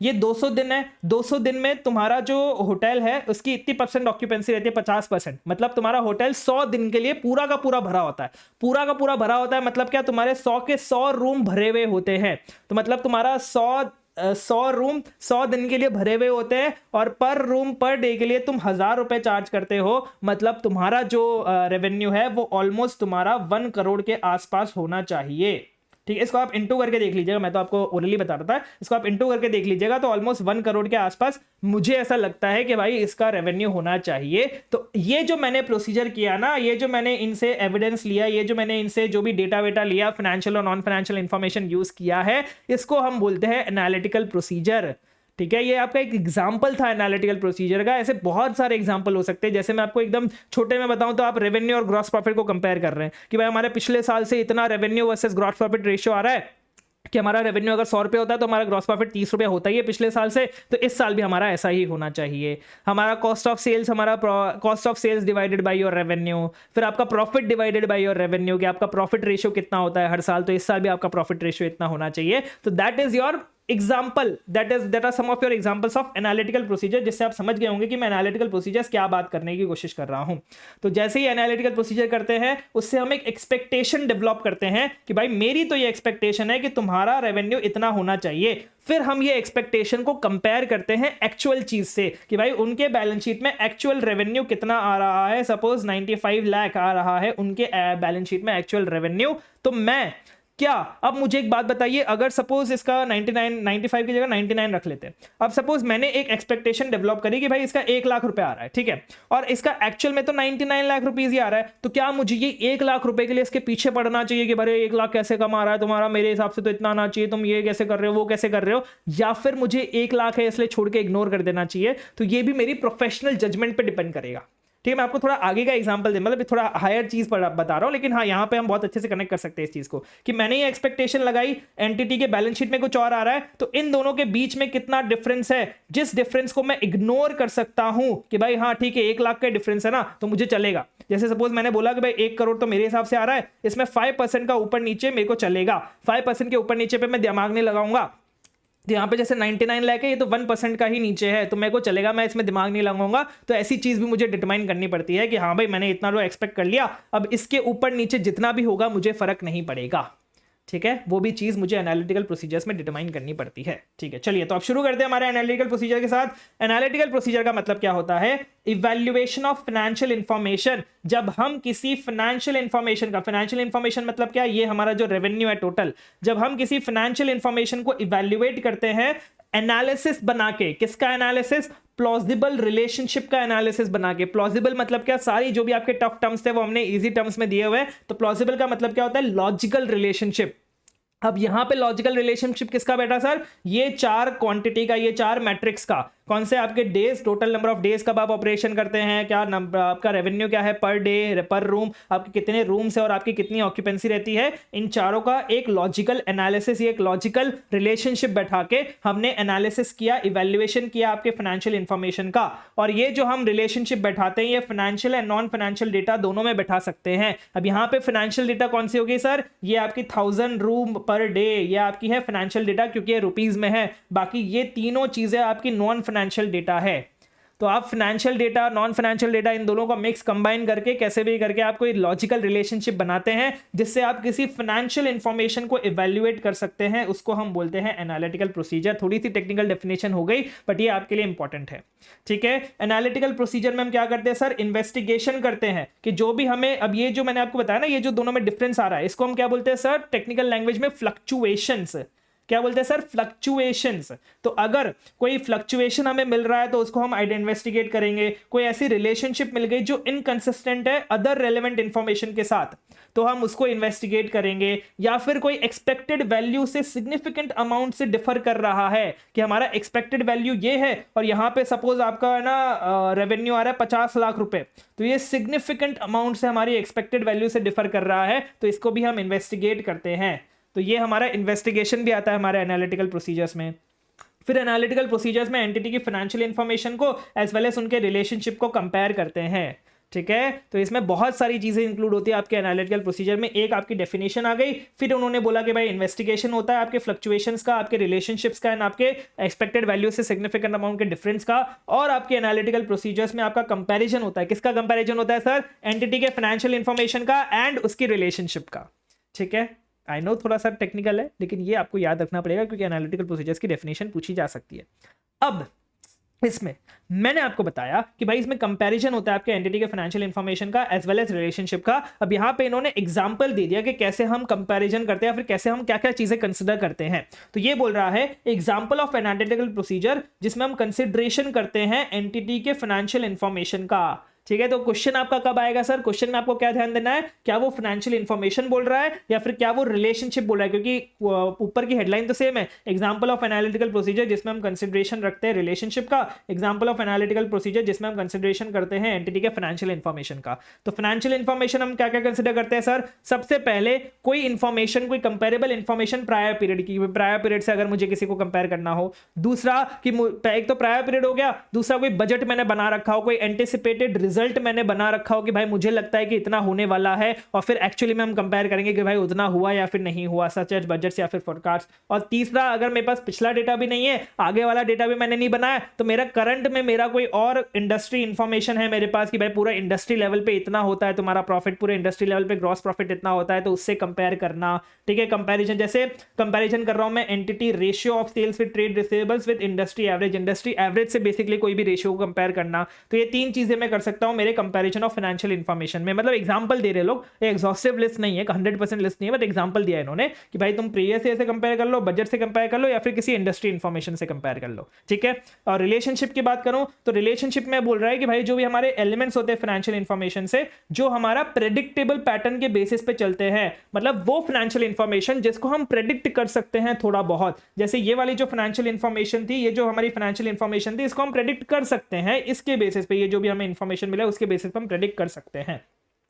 ठीक है, अब कोई ऐसा एक्सपेंस हो गया जो हमारा प्रेडिक्टेबल नहीं है, जैसे सपोज कोई फार्मा में कोई कंपनी है, साइंस वाली, मेडिकल साइंस वाली कोई कंपनी है, उसका हम research and development expense predict नहीं कर सकते ना। इस साल कोई नया वैक्सीन आया, इस साल कोई नया वायरस आ गया, उसकी वैक्सीन बनाने में बहुत सारा खर्चा हो गया, पिछले साल कुछ, अगले साल कुछ आया ही नहीं तो उसको इतना ज्यादा खर्चा नहीं लगा। तो बेसिकली वो फाइनेंशियल इंफॉर्मेशन फिर प्रेडिक्टेबल पैटर्न पे नहीं जाती है। और between financial information and relevant non financial information, ये financial information and non financial information के बीच में हम रिलेशनशिप निकाल सकते हैं। ठीक है, जैसे ये वाली हमने जो रिलेशनशिप निकाली है, फाइनेंशियल एंड नॉन फाइनेंशियल के बीच वाले रिलेशनशिप है। और ये जो फाइनेंशियल इंफॉर्मेशन की बात कर रहे थे, ये सपोज हमारा ये जो सेल्स टू ट्रेड रिसीवेबल हो गया, सेल्स टू प्रॉफिट हो गया, सेल्स टू हमारा ग्रॉस प्रॉफिट हो गया, वो फाइनेंशियल इंफॉर्मेशन के बीच में जो रिलेशनशिप है जो प्रेडिक्टेबल पैटर्न फॉलो करती है। ठीक है, यस सर। चलिए नेक्स्ट हम लोग डिस्कशन करते हैं कि आपका जो एनालिटिकल प्रोसीजर है ना, इसको हम कुछ टाइप्स में सेग्रीगेट कर सकते हैं कि आपके 5 टाइप ऑफ एनालिटिकल प्रोसीजर्स होते हैं। कौन कौन से major type of analytical procedure है? सबसे पहला हम कंपैरिजन कर रहे हैं क्लाइंट का इंडस्ट्री के साथ। ठीक है, ये जो हमारा पहला, ये जो लास्ट वाला था, ये यहाँ पे इन्होंने पहले में डाल दिया कि क्लाइंट का इंडस्ट्री के साथ कंपैरिजन हो गया, क्लाइंट के डेटा का प्रायर पीरियड डेटा के साथ कंपैरिजन हो गया, क्लाइंट के डेटा का क्लाइंट के खुद के एक्सपेक्टेड रिजल्ट्स के साथ कंपैरिजन हो गया, क्लाइंट ने जो एक्सपेक्ट किए थे, क्लाइंट के जो डिटरमाइंड एक्सपेक्टेड रिजल्ट से, क्लाइंट के डेटा को हम ऑडिटर के एक्सपेक्टेड रिजल्ट्स के साथ कंपेयर कर रहे हैं कि ऑडिटर को क्या लग रहा था कि इस साल कितना हो जाएगा सेल्स प्रॉफिट, ये सारी चीजें। एंड क्लाइंट के डेटा को जब हम एक्सपेक्टेड रिजल्ट्स जो नॉन फाइनेंशियल डेटा से हमने बनाए हैं उससे जब हम कंपेयर कर रहे हैं कि भाई नॉन फाइनेंशियल डेटा में हमें लग रहा था भाई इकोनॉमी इतना ग्रो करेगी, हमारा जो बेसिकली ऑक्यूपेंसी है वो इतनी बढ़ जाएगी, हमारे रूम्स इतने बढ़ जाएंगे, तो हमारा फाइनेंशियल इंफॉर्मेशन, हमारा रेवेन्यू भी इतना बढ़ जाएगा। तो ऐसे हमारे 5 टाइप्स ऑफ एनालिटिकल प्रोसीजर है। क्या है सर? इंडस्ट्री से कंपेयर करो, प्रायर डेटा से कंपेयर करो, फिर बजट से कंपेयर करो। बजट कौन सा सर? एक तो क्लाइंट डिटरमाइंड बजट से और ऑडिटर डिटरमाइंड बजट से। अब ये तो सारा फाइनेंशियल हो गया, तो बीच में नॉन फाइनेंशियल का भी तड़का घुसा दो कि भाई नॉन फाइनेंशियल के जो भी एक्सपेक्टेड रिजल्ट थे तुम्हारे नॉन फाइनेंशियल डेटा के बेसिस पे, उससे भी तुम कंपेयर कर लो क्लाइंट के डेटा को। तो ये 5 हमारे मेजर टाइप्स है एनालिटिकल प्रोसीजर्स की। आपको हेडिंग बहुत अच्छे से याद रखनी है, इसमें मैं हेडिंग बहुत ज्यादा बार बोल रहा हूं क्योंकि हेडिंग से आप कंफ्यूज ना हो जाएं कि सर इसमें पूछा क्या है, हमें तो वही समझ में नहीं आ रहा, वो हेडिंग से ही पूछा जाएगा। ठीक है, अब हम बात करते हैं आपका पर्पस ऑफ एनालिटिकल प्रोसीजर की कि सर हम ये एनालिटिकल प्रोसीजर्स करते क्यों हैं। ये आपको पूरा पूछा जा सकता है 4 या 5 मार्क के लिए। क्या बोला सर? सबसे पहले पर्पस क्या होता है? सर मैं एनालिटिकल प्रोसीजर क्यों करता हूं? ताकि मैं आइडेंटिफाई कर पाऊं, ताकि मैं एक एक्सपेक्टेशन डेवलप कर पाऊं कि हाँ भाई पिछले साल से ऐसा होता आ रहा है, ट्रेंड के हिसाब से ऐसा होता आ रहा है, या फिर नॉन फाइनेंशियल डेटा के हिसाब से ऐसा होना चाहिए, इस साल भी ऐसा ही होना चाहिए। ठीक है, तो हम एनालिटिकल प्रोसीजर क्या करते हैं? कंपैरिजंस को यूज करते हैं, रिलेशनशिप को यूज करते हैं, अकाउंट बैलेंसेस को चेक करने के लिए कि क्या वो अकाउंट बैलेंस रीजनेबल लग रहा है या फिर नहीं लग रहा है, कि भाई पिछले सालों से प्रॉफिट एंड लॉस ऐसा आता जा रहा है सेल्स के बेसिस पे, तो इस साल भी ऐसा ही आता जाना चाहिए। ठीक है, तो हम कंपैरिजंस यूज करते हैं, रिलेशनशिप्स यूज करते हैं, हम कंपेयर करते हैं पीएनएल को, जो भी हमारे बैलेंसेस थे ना प्रॉफिट एंड लॉस अकाउंट में प्रीवियस ईयर के, उसके हम कंपेयर करते हैं कि भाई करंट ईयर में क्या पीएनएल के बैलेंसेस आ रहे हैं और उसमें क्या डिफरेंस आ रहा है। हमें रीजंस पता लगा सकते हैं कि भाई प्रॉफिट हमारा चेंज क्यों हो रहा है। हम कैलकुलेट कर सकते हैं एक्सपेंस रेशियो पीएनएल से और उसको कंपेयर कर सकते हैं प्रीवियस ईयर के साथ।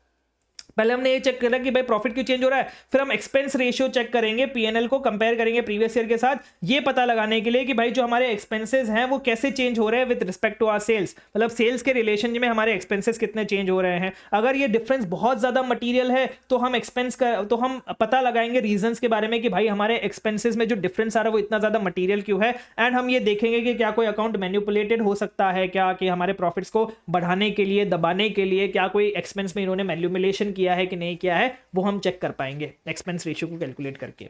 ऑफन हम ये भी इंडिपेंडेंटली वेरीफाई कर सकते हैं कि हमारे जो आइटम्स है एक्सपेंसेस के जो भी इंक्लूड हुए हमारे पीएनएल में वो करेक्ट है या फिर नहीं है। एग्जांपल के तौर पे अगर मैं आपको बताऊं तो हमने जितनी क्वांटिटी, एग्जांपल दे रहे हैं कि हम लोग है ना बेसिकली शुगर को मतलब बेसिकली चीनी को बेचने का धंधा करते हैं, तो जो भी क्वांटिटी हमने चीनी की बेची है उसको हम जीएसटी पेड से भी वेरीफाई कर सकते हैं, राइट। हमने जो भी सेल्स की होगी वो आपके जीएसटी रिटर्न में भी जाते हैं। आपको अभी तक सिर्फ इतना समझने की जरूरत है कि आपके जीएसटी रिटर्न में भी जितनी भी आपने सेल करी है वो आपके जीएसटी रिटर्न में जाते हैं, उस पर आप जीएसटी पे करते हो, तो हम उससे भी वेरीफाई कर सकते हैं कि भाई वहां पे जितना जीएसटी पे किया है क्या उतनी सेल्स हमने यहाँ पे दिखाई कि नहीं दिखाई, ठीक है। जो भी हमारे अमाउंट है इनकम और एक्सपेंसेस के जिनका डायरेक्ट रिलेशनशिप है प्रॉफिट के साथ या फिर सेल्स के साथ, उसको हम इंडिपेंडेंटली वेरीफाई कर सकते हैं। जैसे हमने सेलिंग एजेंट्स को परसेंटेज ऑफ बेसिस पे उनको कोई कमीशन पे किया होगा कि भाई तुम इतना सेल करोगे तो तुम्हें इतना परसेंट का कमीशन मिलेगा, तो हम डायरेक्टली चेक कर लेंगे भाई सेल्स इतनी हुई है, इनका परसेंटेज ऑफ कमीशन इतना है, तो इतना कमीशन का एक्सपेंस इतना आना चाहिए, तो हम इंडिपेंडेंटली भी वेरीफाई कर सकते हैं एक्सपेंसेस को। यहां पे क्या बोल रहा था कि हम एक्सपेंस रेशियो निकाल लेंगे, अलग अलग एक्सपेंसेस को आपस में मिलकर वेरीफाई कर लेंगे।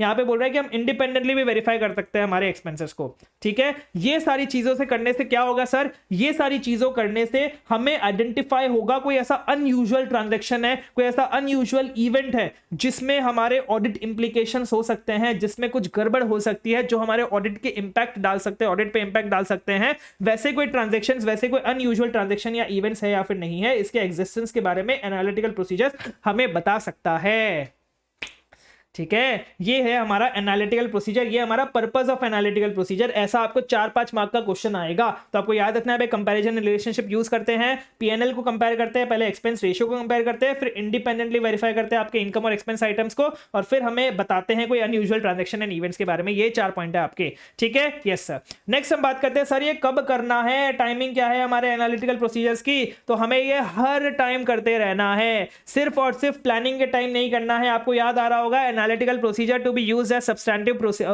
रिस्क असेसमेंट प्रोसीजर, हमने जो ऐसे 315 में पढ़ा था कि हमें एनालिटिकल प्रोसीजर को रिस्क असेसमेंट प्रोसीजर भी यूज करना पड़ता है। तो हम प्लानिंग में भी यूज करते हैं, जब हम टेस्टिंग कर रहे हैं, जब हम प्रोसीजर्स परफॉर्म कर रहे हैं तब भी यूज करते हैं, और कंप्लीशन फेज में भी यूज करते हैं। सारे प्रोसीजर्स कंफर्म करने के बाद, परफॉर्म करने के बाद भी हम एनालिटिकल प्रोसीजर करते हैं।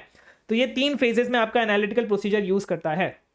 अब हम बात करते हैं कि ये प्लानिंग ऑडिट के टाइम पे एनालिटिकल प्रोसीजर क्यों यूज होता है। वही सेम चीज जो हमने आपका रिस्क असेसमेंट प्रोसीजर में पढ़ी थी कि जब हम प्लानिंग कर रहे हैं, प्लानिंग के टाइम पे एनालिटिकल प्रोसीजर्स हमें अंडरस्टैंडिंग दिलाता है क्लाइंट के बिजनेस के बारे में कि अच्छा क्लाइंट का बिजनेस ऐसा है, इसमें ये रेशियोज है, इसमें ऐसे काम करते हैं, इसके बेसिस पे ये चीज निकलती है, ये दोनों चीज आपस में इंटरडिपेंडेंट है। तो क्लाइंट के बिजनेस की अंडरस्टैंडिंग दिलाता है, एंड दूसरा मुझे बताता है कि वहां पे कौन से पोटेंशियल रिस्क वाले एरियाज हैं, ठीक है, जो मुझे पहले से नहीं पता थे, जिसके लिए मैं प्रीवियसली अनअवेयर था। वो सारी चीजें मुझे एनालिटिकल प्रोसीजर बताता है प्लानिंग स्टेज में ही कि भाई यहाँ पे देखो पोटेंशियल रिस्क हो सकता है। ये इंफॉर्मेशन मुझे असिस्ट करती है कि मैं कैसे अपना एंटी डिसाइड करूंगा, मेरे जो भी प्रोसीजर्स में करने वाला हूं उसका नेचर, टाइम एंड एक्सटेंट क्या होने वाला है।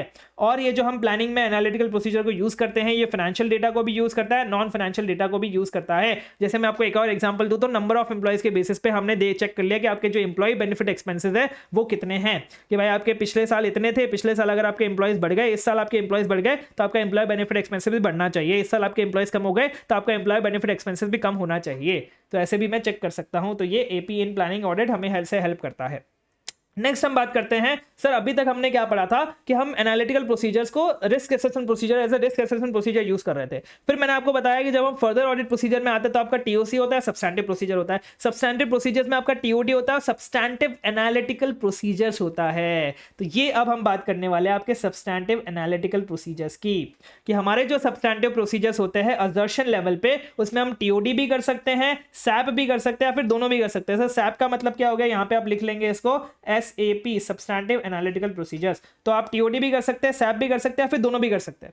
अब सर एग्जैक्टली कौन सा करना है, कितना करना है, ये जो आपका डिसीजंस है ना, ये खुद के ऑडिटर के जजमेंट के ऊपर होगा कि भाई ऑडिटर को क्या लग रहा है कि भाई जो भी डेटा हमारे पास अवेलेबल है, जो भी प्रोसीजर्स में कर सकता हूं, उसकी क्या इफेक्टिवनेस होगी, क्या एफिशिएंसी होगी, क्या यहां पे TOD करना सही रहेगा, क्या यहां पे SAP करना सही रहेगा, जिससे मैं अपने ऑडिट रिस्क को रिड्यूस कर लूं to an acceptably low level. Sir ये ऑडिट रिस्क क्या होता है, ये हम अपने रिस्क असेसमेंट इंटरनल कंट्रोल वाले चैप्टर में डिस्कस करेंगे, जो हम सारे एसएस के बाद जो चैप्टर करने वाले हैं उसमें वो वाले चैप्टर में हम डिस्कस करेंगे। तो बेसिकली मेरा पर्पस ये है कि मुझे अपना ऑडिट रिस्क कम करना है एक्सेप्टेबली लो लेवल तक। अब कौन सा प्रोसीजर लगा के, किस प्रोसीजर की कितनी इफेक्टिवनेस है, इतनी एफिशिएंसी है, ये मैं अपने जजमेंट के बेसिस पर डिसाइड करूंगा कि मुझे कौन सा एग्जैक्टली TOD यूज करना चाहिए यहां पे, या फिर सब्सटैंटिव एनालिटिकल प्रोसीजर यूज करना चाहिए। ठीक है, अब ये एक और चीज पे डिपेंडेंट होगा। एक और चीज पे क्या डिपेंडेंट होगा कि सर जो भी इंफॉर्मेशन मुझे चाहिए होगी सब्सटैंटिव एनालिटिकल प्रोसीजर्स लगाने के लिए, वो इंफॉर्मेशन क्या अवेलेबल है, एंड अवेलेबल तो है, क्या वो इंफॉर्मेशन रिलायबल है। ये दो चीजें भी मैं चेक करूंगा, ये दो चीजें मैं इंक्वायर करूंगा मैनेजमेंट के साथ कि देखो भाई मुझे अगर SAP करना है तो मुझे ये सारी इंफॉर्मेशन चाहिए होगी। अब आप मुझे एक बात बताओ, पहले इंफॉर्मेशन अवेलेबल है या नहीं है। मैनेजमेंट बोलेगा हाँ भाई अवेलेबल तो है, फिर मैं चेक करूंगा ये इंफॉर्मेशन रिलायबल है या फिर नहीं है, क्योंकि दोनों चीज होनी चाहिए ना, अवेलेबल हो लेकिन रिलायबल ना हो तो फिर मैं SAP कैसे परफॉर्म करूंगा। ठीक है, यस सर। और लास्ट में मैं एक और चीज चेक कर लूंगा, एक और चीज इंक्वायर कर लूंगा मैनेजमेंट के साथ कि अगर तुमने कोई एनालिटिकल प्रोसीजर किया हो, मैनेजमेंट ने अगर कोई एनालिटिकल प्रोसीजर किया हो तो उसका क्या रिजल्ट आया है वो भी हमें बता दीजिए। ठीक है, यस सर। तो ये हम ऐसे सब्सटैंटिव एनालिटिकल प्रोसीजर्स को डिसाइड करते हैं कि हमें कब करना है, कौन सा करना है। ठीक है, अब हम डिस्कस करते हैं कौन से फैक्टर्स हैं जो हमें कंसिडर करने हैं सब्सटैंटिव ऑडिट प्रोसीजर्स करते टाइम। सब्सटैंटिव ऑडिट प्रोसीजर्स करते टाइम हमें कौन से फैक्टर्स डिस्कस करने हैं। याद रखिएगा फैक्टर्स की बात हो रही है, क्योंकि दूसरा क्वेश्चन आएगा आपका टेक्निक्स अवेलेबल है सब्सटैंटिव एनालिटिकल प्रोसीजर। तो यहां पे हम फैक्टर्स की डिस्कशन करेंगे, यहां पे हम टेक्निक्स का डिस्कशन करेंगे। आई एम सो सॉरी अगर आपको मेरे बैकग्राउंड में कोई गाने की आवाज आ रही हो, क्योंकि बाहर हमारे कुछ प्रोग्राम चल रहा है, अभी शुरू हुआ है, पहले नहीं आ रही होगी आपको, अभी आवाज आ रही होगी, but I am so sorry. अब क्या कर सकते हैं, कुछ भी नहीं कर सकते। ठीक है, तो ठीक है, मैं थोड़ा और जोर से बोलने की कोशिश करता हूं। तो यहाँ पे हम फैक्टर्स के बारे में डिस्कशन करेंगे और यहाँ पे हम टेक्निक्स के बारे में डिस्कशन करेंगे। बहुत जल्दी, छोटा सा ये चैप्टर है। यहाँ पे हम सब्सटैंटिव टेस्ट, यहाँ पे हम सूटेबिलिटी देख लेंगे, कब कब हमें पर्टिकुलर एनालिटिकल प्रोसीजर लगाना पड़ता है, जो हम डेटा यूज करने वाले हैं एनालिटिकल प्रोसीजर के लिए उसकी रिलायबिलिटी कैसे चेक करेंगे वो हम यहाँ पे डिस्कशन करेंगे। क्या मैटर्स कंसीडर करने चाहिए हमें सब्सटैंटिव एनालिटिकल प्रोसीजर्स करते टाइम, एंड लास्ट में जो भी हमारा रिजल्ट आएगा एनालिटिकल प्रोसीजर्स का उसको हमें कैसे इन्वेस्टिगेट करना है। और फिर हमारा ये पूरा जो वीडियो है वो खत्म हो जाएगा, क्योंकि हमने बहुत अच्छे से तीनों एसेस जो है वो डिस्कस कर लिए होंगे। तो अब हम बात करते हैं सबसे पहला क्या फैक्टर हमें कंसीडर करने हैं। इसको आप कैसे याद रखेंगे। सबसे पहला भाई, एनालिटिकल प्रोसीजर करने के लिए मुझे कौन से सोर्स से डेटा मिलने वाला है। सबसे पहले मैं सोर्स देखूंगा, उस सोर्स पे मैं ये देखूंगा कि भाई डेटा वहां से मिलेगा तो सही, लेकिन डेटा अवेलेबल होगा तभी तो मिलेगा। तो सोर्स क्या है, क्या वहां पे अवेलेबिलिटी ऑफ डेटा है, जो डेटा मिलेगा क्या वो मुझे अकाउंट टाइप वाइज मिलेगा, क्या अलग अलग अकाउंट्स का अलग अलग डेटा मिलेगा, एंड वो डेटा में कितना डिसएग्रीगेशन होगा। अरे सर ये क्या बात कर दी आपने, डिसएग्रीगेशन का मतलब, डिसएग्रीगेशन का मतलब कितना डेटा वो डिटेल्ड होगा, कितना डेटा वो डीप होगा, कितना डिवाइडेड डेटा मुझे मिलेगा। अगर जितना डिटेल्ड में डेटा मिलेगा उतना ज्यादा मेरे लिए अच्छा होगा सब्सटैंटिव ऑडिट प्रोसीजर्स करने के लिए। ठीक है, तो मैं सबसे पहले सोर्स देखूंगा, क्या वहां पे अवेलेबिलिटी ऑफ डेटा होगा, क्या अवेलेबिलिटी ऑफ डेटा तो है लेकिन क्या वो अकाउंट टाइप में मेरे पास अवेलेबल होगा और डिसएग्रीगेटेड होगा बहुत बढ़िया तरीके से। अब जितना ज्यादा वो डिसएग्रीगेटेड होगा, जितना ज्यादा वो डिटेल्ड होगा, उतना ज्यादा उसकी प्रेडिक्टेबिलिटी बढ़ेगी, उतना ज्यादा हम उसको प्रेडिक्ट कर पाएंगे अच्छे से। एंड प्रेडिक्टेबिलिटी देखने के बाद वो डेटा को कौन सा नेचर ऑफ असर्शन इफेक्ट कर रहा है, कौन सा पर्टिकुलर असर्शन के लिए उन्होंने मुझे डेटा दिया है, एंड उस असर्शन में कितना इनहेरेंट रिस्क है वो मैं चेक करूंगा। ठीक है, ऐसे आपके 7 फैक्टर्स है वो आपको याद रखने। कैसे रखने हैं सर, सोर्स है, सोर्स में कितना अवेलेबिलिटी ऑफ डेटा है, अवेलेबिलिटी ऑफ डेटा क्या अकाउंट टाइप वाइज है, अकाउंट टाइप जो डेटा है उसमें कितना डिसएग्रीगेशन है, डिसएग्रीगेशन जितना होगा उतनी प्रेडिक्टेबिलिटी होगी, प्रेडिक्टेबिलिटी के साथ साथ मैं नेचर ऑफ असर्शन भी चेक करूंगा कि उस असर्शन में कितना इनहेरेंट रिस्क है। ऐसे हमारे पास 7 फैक्टर्स है आपके सब्सटैंटिव ऑडिट प्रोसीजर्स के लिए। अब एक एक करके इसको हम डिस्कशन करते हैं। सबसे पहले सोर्स की बात हो रही है कि कोई ट्रांजेक्शन जो होते हैं वो मोर प्रेडिक्टेबल होते हैं, क्योंकि वो वहां पे बहुत ज्यादा न्यूमरस और सिमिलर ट्रांजेक्शन होते हैं। जो बहुत न्यूमरस ट्रांजेक्शन होते हैं, सिमिलर ट्रांजेक्शन होते हैं, उनको हम जल्दी प्रेडिक्ट कर सकते हैं, आसानी से प्रेडिक्ट कर सकते हैं। लेकिन कुछ ट्रांजैक्शन होते हैं जो नॉन रूटीन वाले होते हैं, जो हमारे रूटीन में नहीं होते, जो एस्टिमेशन वाले होते हैं, वो मैनेजमेंट जजमेंट के भरोसे होते हैं, तो उसको हम प्रेडिक्ट नहीं कर सकते। ठीक है, तो सोर्स के बेसिस पे भी डिसाइड होता है कि हम किसको प्रेडिक्ट कर सकते हैं, किसको प्रेडिक्ट नहीं कर सकते। दूसरा हमने बोला अवेलेबिलिटी ऑफ डेटा। हम ये देखेंगे क्या कोई रिलायबल एंड रेलेवेंट डेटा है क्या एपी करने के लिए। अगर रिलायबल एंड रेलेवेंट डेटा होगा ही नहीं तो फिर हम एपी कैसे करेंगे। तीसरा अकाउंट टाइप, कि भाई जो हमारे इनकम स्टेटमेंट अकाउंट होते हैं ना वो ज्यादा प्रेडिक्टेबल होते हैं, लेकिन जो बैलेंस शीट अकाउंट होते हैं ना वो उसमें मैनेजमेंट जजमेंट बहुत ज्यादा लग जाता है, इसलिए वो प्रेडिक्टेबल ज्यादा नहीं होते। भाई बैलेंस शीट में इतने प्रोविजंस आते हैं उसको मैं कैसे प्रेडिक्ट करूंगा, लेकिन इनकम एंड एक्सपेंडिचर में तो प्रॉफिट्स आता है, सेल्स आता है, ग्रॉस प्रॉफिट आता है, उसको तो मैं कैसे रेशियो बिठा के प्रेडिक्ट कर सकता हूं। तो हमारे इनकम स्टेटमेंट अकाउंट जो होते हैं वो ज्यादा प्रेडिक्टेबल होते हैं, बैलेंस शीट वाले कम होते हैं। फोर्थ, अगर मैं डिसएग्रीगेशन की बात करूं तो कितना डिग्री ऑफ डिसएग्रीगेशन है, कितना डिटेल्ड में वो डिसएग्रीगेशन है आपके पास। जितना ज्यादा होगा उतना ज्यादा हमारा यूजफुलनेस होगा डिटेक्टिंग मिस स्टेटमेंट के लिए। जितना ज्यादा वो डिसएग्रीगेट होगा उतना ज्यादा हम मिस स्टेटमेंट्स को पता लगा सकते हैं। नेक्स्ट प्रेडिक्टेबिलिटी की बात करता हूं कि सैप जो है वो अप्रोप्रिएट तभी होंगे जब हमारे जो रिलेशनशिप है वो प्रेडिक्टेबल हो। अगर हम ऐसा बोले कि भाई तुम्हें नंबर ऑफ एम्प्लॉइज से तुम्हें सेल्स का पता लगाना है, तो ये कोई रिलेशनशिप नहीं है भाई, ये रिलेशनशिप को हम प्रेडिक्ट नहीं कर सकते।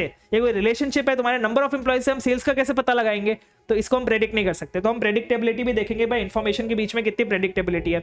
नेक्स्ट हम बात करते हैं नेचर ऑफ असर्शन, कि सैप जो होता है वो हमारा किसी एक एविडेंस मतलब किसी असर्शन का पर्टिकुलर एविडेंस प्रोवाइड करने के लिए हेल्प कर सकता है, बाकी अदर असर्शंस के लिए इफेक्टिव नहीं होगा। जैसे सपोज वो कंप्लीटनेस के बारे में बता सकता है, वैल्यूएशन के बारे में बता सकता है, लेकिन सैप करके हम राइट्स एंड ऑब्लिगेशंस का पता थोड़ी लगा सकते हैं। हम सिर्फ इतना पता लगा सकते हैं कि हाँ भाई सेल्स इतनी होनी चाहिए, प्रॉफिट इतना होना चाहिए। अब ये सेल्स हमारी ही थी, हमारा मतलब ये राइट्स एंड ऑब्लिगेशन में तो आपका एसेट्स लायबिलिटी आ जाएगा, पर फिर भी जस्ट एन एग्जांपल कि भाई हम ऐसा कैसे पता लगा सकते हैं कि भाई वो हमारा ही था, हमारा ही राइट है, हमारा ही ऑब्लिगेशन है। ठीक है, तो हम सैप करके वो नहीं पता लगा सकते, लेकिन सैप करके हम कंप्लीटनेस के बारे में जान सकते हैं, वैल्यूएशन के बारे में जान सकते हैं। लास्ट में आता है इनहेरेंट रिस्क, जिसको हम प्यार से कभी दूसरा नाम भी होता है व्हाट कैन गो रॉन्ग, कि यहां पे क्या गलत हुआ जा सकता है, क्या गलत हो सकता है। तो यहां पे ये बोल रहा है कि अगर इनहेरेंट रिस्क आपका ज्यादा है ना तो हम टीओडी डिजाइन करते हैं हायर इनहेरेंट रिस्क के लिए, हम सैप नहीं करते। अगर आपका इनहेरेंट रिस्क ज्यादा है, सर इनहेरेंट रिस्क क्या होता है ये हम अच्छे से रिस्क असेसमेंट इंटरनल कंट्रोल वाले टॉपिक में डिस्कस करेंगे, बट इनहेरेंट आप समझ लीजिए उसके अंदर का रिस्क, असर्शन के अंदर का रिस्क, खुद का रिस्क, असर्शन के जो खुद का रिस्क है अगर वो ज्यादा है तो हम टीओडी करेंगे हायर इनहेरेंट रिस्क के लिए। लेकिन अगर सिग्निफिकेंट रिस्क अगर हमने वहां पे आइडेंटिफाई कर लिया तो हम सैप करके, सिर्फ और सिर्फ सैप करके एविडेंस ऑब्टेन नहीं कर सकते, वो एविडेंस सफिशिएंट नहीं होगा। अगर वहां पे सिग्निफिकेंट रिस्क हुआ तो फिर हमें टीओडी भी करना पड़ेगा, टीओसी भी करना पड़ेगा। तो ये हमारे 7 फैक्टर्स है कंसीडर करने के लिए सब्सटैंटिव ऑडिट प्रोसीजर्स को। आई होप अच्छे से समझ में आ गए होंगे। अब हम टेक्निक्स की बात करते हैं कि भाई आप कैसे डिजाइन करेंगे आपके सब्सटैंटिव एनालिटिकल प्रोसीजर्स को। ठीक है, उसमें क्या क्या टेक्निक्स है सर? हमारे पास 4 टेक्निक्स है। एक है हमारे पास ट्रेंड एनालिसिस, एक है हमारे पास रेशियो एनालिसिस, एक है हमारे पास रीजनेबलनेस टेस्ट और एक है हमारे पास स्ट्रक्चर्ड मॉडलिंग। ये आपको याद रखना पड़ेगा, ये 4 हमारे पास टेक्निक्स है। सबसे पहला सर ट्रेंड एनालिसिस क्या होता है?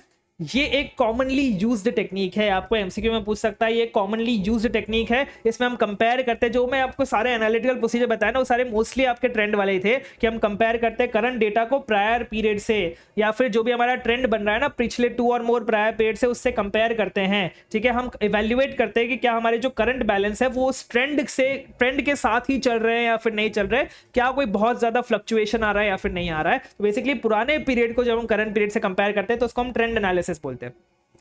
नेक्स्ट आता है रेशियो एनालिसिस। रेशियो एनालिसिस मतलब क्या होता है? जब भी हम किसी इंडिविजुअल बैलेंस शीट अकाउंट को डिफिकल्ट होता है प्रेडिक्ट करना, कि हम बोले कि भाई तुम एसेट कोई एक पर्टिकुलर पीपी प्रेडिक्ट करके बता दो, तो हम ऐसे प्रेडिक्ट नहीं कर सकते, लेकिन उसका रिलेशनशिप अगर हम प्रेडिक्ट करने जाएं तो फिर हम उसको प्रेडिक्ट कर सकते हैं। तो इंडिविजुअल बैलेंस शीट अकाउंट जो है वो डिफिकल्ट होता है प्रेडिक्ट करने के लिए, लेकिन उसका रिलेशनशिप अगर हम चेक करने जाए अनदर अकाउंट के साथ तो हम उसको प्रेडिक्ट कर सकते हैं बहुत ज्यादा। ठीक है, रेशियोज जो होते हैं वो आपके वही होते हैं जिसमें हम ओवर टाइम भी कंपेयर कर सकते हैं रेशियो को, या फिर रेशियो सेपरेट एंटिटी का कंपेयर कर सकते हैं विद इन द ग्रुप, कि भाई एक ही ग्रुप में अलग अलग एंटिटीज का रेशियो हमने कंपेयर करके देख लिया कि भाई किसका ग्रॉस प्रॉफिट ज्यादा है, किसका ग्रॉस प्रॉफिट कम है। या फिर कोई हमारी इंडस्ट्री में अदर कंपनीज है उसका हमने रेशियो कंपेयर करके देख लिया। तो इसमें 3 चीजों के रेशियो हम कंपेयर कर सकते हैं। एक तो हमारा ही प्रायर पीरियड का रेशियो हमने इस साल के रेशियो से कंपेयर करके देख लिया, हमारे ही ग्रुप एंटिटीज के अंदर अंदर हमने रेशियो कंपेयर करके देख लिया, या फिर हमारे ही इंडस्ट्री के अंदर हमने कंपनीज का रेशियो कंपेयर करके देख लिया। तो ये 3 टाइप के रेशियो आप कंपेयर करके देख सकते हैं रेशियो एनालिसिस में।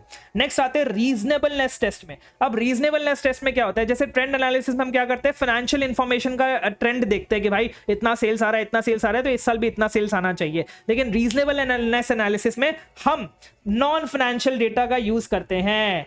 ठीक है, ये जनरली आपका इनकम स्टेटमेंट अकाउंट पे एप्लीकेबल होता है। जो हम यहाँ पे मैंने जो आपको एग्जांपल दिया ना, ये रीजनेबलनेस एनालिसिस का एग्जांपल है, रीजनेबलनेस टेस्ट का एग्जांपल है, क्योंकि यहाँ पे हमने नॉन फाइनेंशियल डेटा को यूज किया है।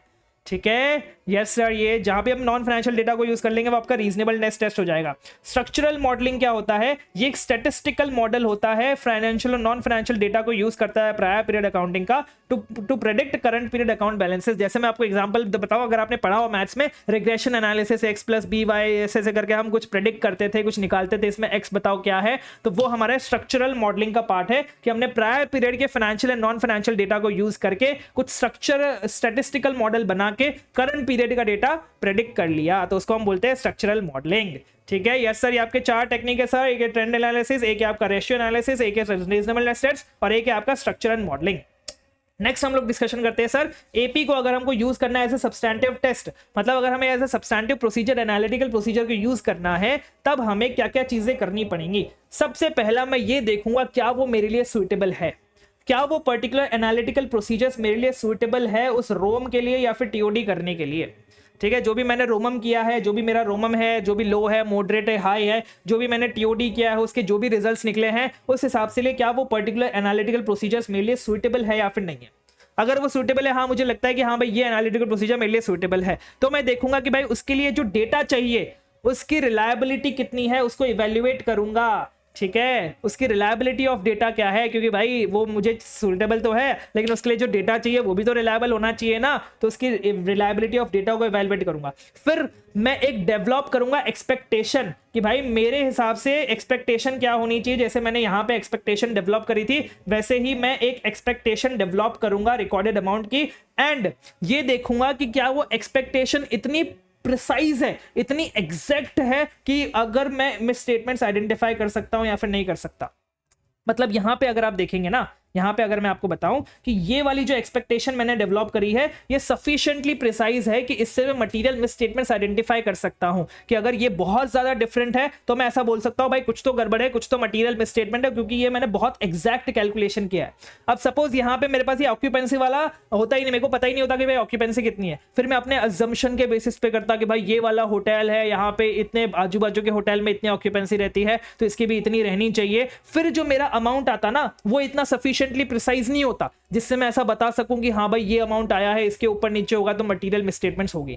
समझे? तो मैं जो मैट्रिक्स यूज कर रहा हूं, मैं जो इंफॉर्मेशन यूज कर रहा हूं एनालिटिकल प्रोसीजर करने के लिए, उसके बेसिस पे मैं पता लगाऊंगा कि ये जो भी मैंने एक्सपेक्टेशन डेवलप करी है वो प्रिसाइज है या फिर नहीं है। यहां पे प्रिसाइज है क्योंकि यहां पे सारे मैट्रिक्स मुझे एग्जैक्टली पता है। ठीक है, यस सर। नेक्स्ट हम डिस्कशन करेंगे कि मुझे वो अमाउंट डिटरमाइन करना है, वो अमाउंट ऑफ डिफरेंस डिटरमाइन करना है जो एक्सेप्टेबल है, जो जिसके बारे में अगर मैं फर्दर इन्वेस्टिगेशन नहीं करूंगा तो भी मुझे चलेगा। जैसे मैंने यहां पे डिटरमाइन किया था आपका 5%, मैंने आपको बोला था ना कि 5% ऊपर नीचे होगा तो मुझे चलेगा, उसके अगर 5% ऊपर नीचे होगा तो मैं इन्वेस्टिगेशन नहीं करूंगा, तो वो अमाउंट भी मुझे डिटरमाइन करना पड़ेगा जब मैं एपी को यूज कर रहा हूं as a substantive procedures. Next ये वाला जो पॉइंट आता है, अब इनको यहां पे इन्होंने डिस्क्राइब किया हुआ है, ये बोल रहे हैं किसी भी पर्टिकुलर एनालिटिकल प्रोसीजर की सुइटेबिलिटी मैं कैसे डिटरमाइन करूंगा, मेरे को कैसे पता चलेगा कि ये पर्टिकुलर एनालिटिकल प्रोसीजर्स मेरे लिए सुइटेबल है या फिर नहीं है।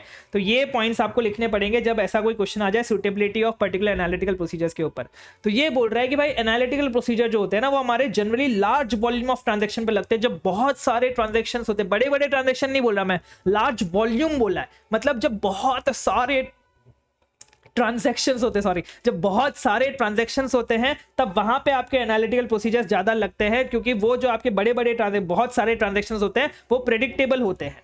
दूसरा, ये हमारे ऑडिटर के असेसमेंट पे भी डिपेंड करता है कि हमें कितना लगता है कि भाई हमने जो पर्टिकुलर एनालिटिकल प्रोसीजर लिया है उससे हम मटेरियल मिसस्टेटमेंट्स को डिटेक्ट कर पाएंगे या फिर डिटेक्ट नहीं कर पाएंगे, कितना इफेक्टिव होगा वो मटेरियल मिसस्टेटमेंट्स को डिटेक्ट करने के लिए। ठीक है, दूसरी चीज हम ये चेक करेंगे।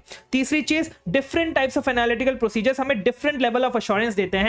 जैसे मैंने आपको ये बताया ना एग्जांपल कि भाई ये वाला जो एनालिटिकल प्रोसीजर है हमें बहुत हाई लेवल ऑफ एश्योरेंस देता है, लेकिन वहीं पे अगर मुझे ऑक्यूपेंसी पता नहीं होती तो फिर वो लोअर लेवल ऑफ एश्योरेंस हो जाता, क्योंकि फिर मैंने गेस वर्क किया है, अजम्पशंस लिया है। ठीक है, तो वही different level of different type of analytical procedure different level of assurance provide करते हैं।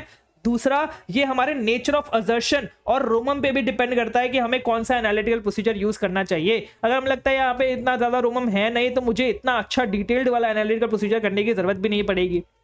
ठीक है। लास्ट में ये बोल रहा है कि पर्टिकुलर एनालिटिकल प्रोसीजर सुइटेबल तब भी हो सकता है जब टीओडी हमने परफॉर्म किया हो सेम असर्शन के लिए। मतलब अगर हमने उसी असर्शन के लिए टीओडी परफॉर्म किया है और उससे हमें सारे रिजल्ट्स मिल गए हैं, हमें ऑडिट एविडेंस मिल गया है, तो हमारा पर्टिकुलर एनालिटिकल प्रोसीजर वहां पे सुइटेबल हो सकता है, क्योंकि भाई हमें और ज्यादा एविडेंस लेने की जरूरत है नहीं वहां पे, सिंपल सीधी सी बात है।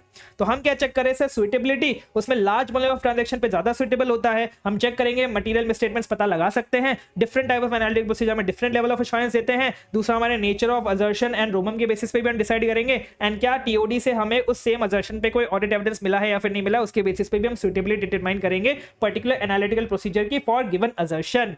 ये हेडिंग आप देख रहे होंगे, मैं बार बार रिपीट कर रहा हूं ताकि आपको पता लगे कि ये वाली हेडिंग आए तभी हमें ये वाले आंसर लिखने हैं। ठीक है, यस सर। चलिए नेक्स्ट हम बात करते हैं आपकी रिलायबिलिटी ऑफ डेटा की। हमने डिटरमाइन तो कर दिया कि हमें एनालिटिकल प्रोसीजर करने हैं, लेकिन उसकी रिलायबिलिटी कैसे चेक करेंगे सर? उसकी रिलायबिलिटी पता लगाने के लिए क्या फैक्टर्स हैं? सबसे पहला है कि भाई वो इंफॉर्मेशन कौन सी है एंड उसकी क्या रेलेवेंस है, क्या वो हमारे लिए रेलेवेंट है, एंड वो इंफॉर्मेशन क्या अवेलेबल है, nature and relevance of information जो हमारे लिए अवेलेबल है। दूसरा, वो इंफॉर्मेशन कहां से आ रही है, वो इंफॉर्मेशन एंटिटी के अंदर से आ रही है तो अनरिलायबल होगी, वो इंफॉर्मेशन अगर एंटिटी के बाहर से आ रही है, इंडिपेंडेंट सोर्सेज से आ रही है, तब वो हमारे लिए ज्यादा रिलायबल होगी। तीसरा, अगर वो एंटिटी के अंदर से आ रही है तो उसके ऊपर जो कंट्रोल्स लगे हैं, उसके प्रिपरेशन पे, उसकी कंप्लीटनेस देखने के लिए, एक्यूरेसी देखने के लिए, वैलिडिटी देखने के लिए, वो कंट्रोल्स कैसे हैं उसको हम एनालाइज करेंगे, कंट्रोल्स के बारे में पता लगाएंगे। एंड लास्ट में वो डेटा कितनी कंपेरेबल है, क्योंकि एनालिटिकल प्रोसीजर्स में हम जनरली तो कंपेयर ही करते हैं ना दो तीन चीजों को, तो कंपेरेबिलिटी कितनी है उस इंफॉर्मेशन की। ये चार चीजें हम चेक करेंगे रिलायबिलिटी ऑफ डेटा देखने के लिए फॉर डिजाइनिंग एनालिटिकल प्रोसीजर्स। अब सर हम कंफ्यूज कैसे नहीं होंगे ऐसे 500 और ऐसे 520 में? हम यहां पे चेक कर रहे हैं reliability of data for designing analytical procedure. अगर reliability of data for designing analytical procedure आ जाए तब आपको ये वाला पॉइंट लिखना है, और वहीं अगर सिर्फ रिलायबिलिटी वाला पॉइंट है जिसमें एनालिटिकल प्रोसीजर का कुछ भी मेंशन ना हो, तब आपको ऐसे 500 वाला पॉइंट लिखना है। ठीक है, yes sir, I hope you are getting my point. ठीक है, अब ये बोल रहा है कि अब कौन कौन से मैटर्स, ये थोड़ा सा टेक्निकल टर्म है, इसको थोड़ा सा ध्यान देके सुनिएगा। ये बोल रहा है कौन कौन से मैटर्स रेलेवेंट है ऑडिटर को ये इवैल्यूएट करने के लिए कि जो भी मैंने एक्सपेक्टेशन बनाई है या फिर जो भी मैं एक्सपेक्टेशंस डेवलप कर सकता हूं इस एनालिटिकल प्रोसीजर को करके, वो सफिशिएंटली प्रिसाइज होगी एक मिस स्टेटमेंट को आइडेंटिफाई करने के लिए, जिससे मेरे फाइनेंशियल स्टेटमेंट्स में मटेरियल मिस स्टेटमेंट्स आ सकता है। ओ सर क्या बोला सर आपने? बोला तो बढ़िया, लेकिन सर समझ में नहीं आया। ये बोल रहा है कि भाई मैंने ये एक्सपेक्टेशन डेवलप करी, अब मैंने तो यहां पे डेवलप कर दी है, पर ये बोल रहा है कि जो भी मैं एक्सपेक्टेशन डेवलप करने वाला हूं, ये एक्सपेक्टेशन कितनी सफिशिएंटली प्रिसाइज है, कितनी सफिशिएंटली एग्जैक्ट है, कितनी सफिशिएंटली डिटेल्ड है, किसी मिस स्टेटमेंट को पता लगाने के लिए ये इवैल्यूएशन जब एक ऑडिटर करेगा तब उसके मैटर्स क्या क्या होंगे, तब वो कौन कौन से मैटर्स को कंसिडर करेगा। अब यहां पे जैसे मैंने आपको क्या बताया सर कि ये वाली जो एक्सपेक्टेशन है, ये वाली जो एक्सपेक्टेशन मैंने डेवलप करी है, ये सफिशिएंटली प्रिसाइज है किसी भी मिस स्टेटमेंट को आइडेंटिफाई करने के लिए। मैं ऐसा क्यों बता रहा हूं? क्योंकि मेरे पास ये सारे जो भी मैट्रिक्स हैं ये सही है, एग्जैक्ट है, प्रॉपर है, जो भी इंफॉर्मेशन है उसमें मैं रिलाय कर सकता हूं। तो ऐसे ये होते हैं आपके मैटर्स, जिसके बेसिस पे आप ये डिसाइड करेंगे कि जो भी एक्सपेक्टेशन आपने डेवलप की है क्या वो सफिशिएंटली प्रिसाइज है मिस स्टेटमेंट को आइडेंटिफाई करने के लिए, जिसके लिए आपके फाइनेंशियल स्टेटमेंट्स मिस स्टेटेड हो सकते हैं, मटीरियली मिस स्टेटेड हो सकते हैं। तो क्या क्या मैटर्स है सर? सबसे पहला मेरा मैटर है एक्यूरेसी, जिससे मैं एक्सपेक्टेड रिजल्ट्स को प्रेडिक्ट कर सकता हूं। क्या कितनी एक्यूरेसी के साथ मैं एक्सपेक्टेड रिजल्ट्स को प्रेडिक्ट कर सकता हूं? अब यहां पे मैं आपको बार बार इसका एग्जांपल दे रहा हूं क्योंकि बहुत बढ़िया एग्जांपल है कि इसमें मेरी जो एक्यूरेसी है वो बहुत बढ़िया है, क्योंकि यहां पे तो मुझे सिर्फ मल्टीप्लिकेशन करना है और ये वाले नंबर्स जो है इस पे मैंने बहुत बढ़िया सा कंफर्ट ले रखा है, तो मेरी एक्यूरेसी यहाँ पे बहुत बढ़िया है, इसलिए मैं सफिशिएंटली प्रिसाइज बता सकता हूँ ये डेवलपमेंट, मतलब जो भी मेरे एक्सपेक्टेशन है वो। दूसरा, degree to which information can be disaggregated, किस हद तक मैं इंफॉर्मेशन को डिसएग्रीगेट कर सकता हूँ, ड्रिल डाउन कर सकता हूँ, डिटेल्ड ला सकता हूँ, डीप बना सकता हूँ, तोड़ सकता हूँ, बेसिकली सिंपल वर्ड तोड़ सकता हूँ, कितने हद तक मैं उस इंफॉर्मेशन को तोड़ सकता हूँ। एंड लास्ट में भाई इंफॉर्मेशन तोड़ भी दी, इंफॉर्मेशन की एक्यूरेसी भी देख दी, लेकिन इंफॉर्मेशन ही अवेलेबल नहीं है तो तुम क्या कर लोगे? तो क्या अवेलेबिलिटी ऑफ इंफॉर्मेशन है, फाइनेंशियल एंड नॉन फाइनेंशियल, और वहां पे मेरे एग्जांपल में फाइनेंशियल इंफॉर्मेशन भी अवेलेबल है और नॉन फाइनेंशियल इंफॉर्मेशन भी अवेलेबल है।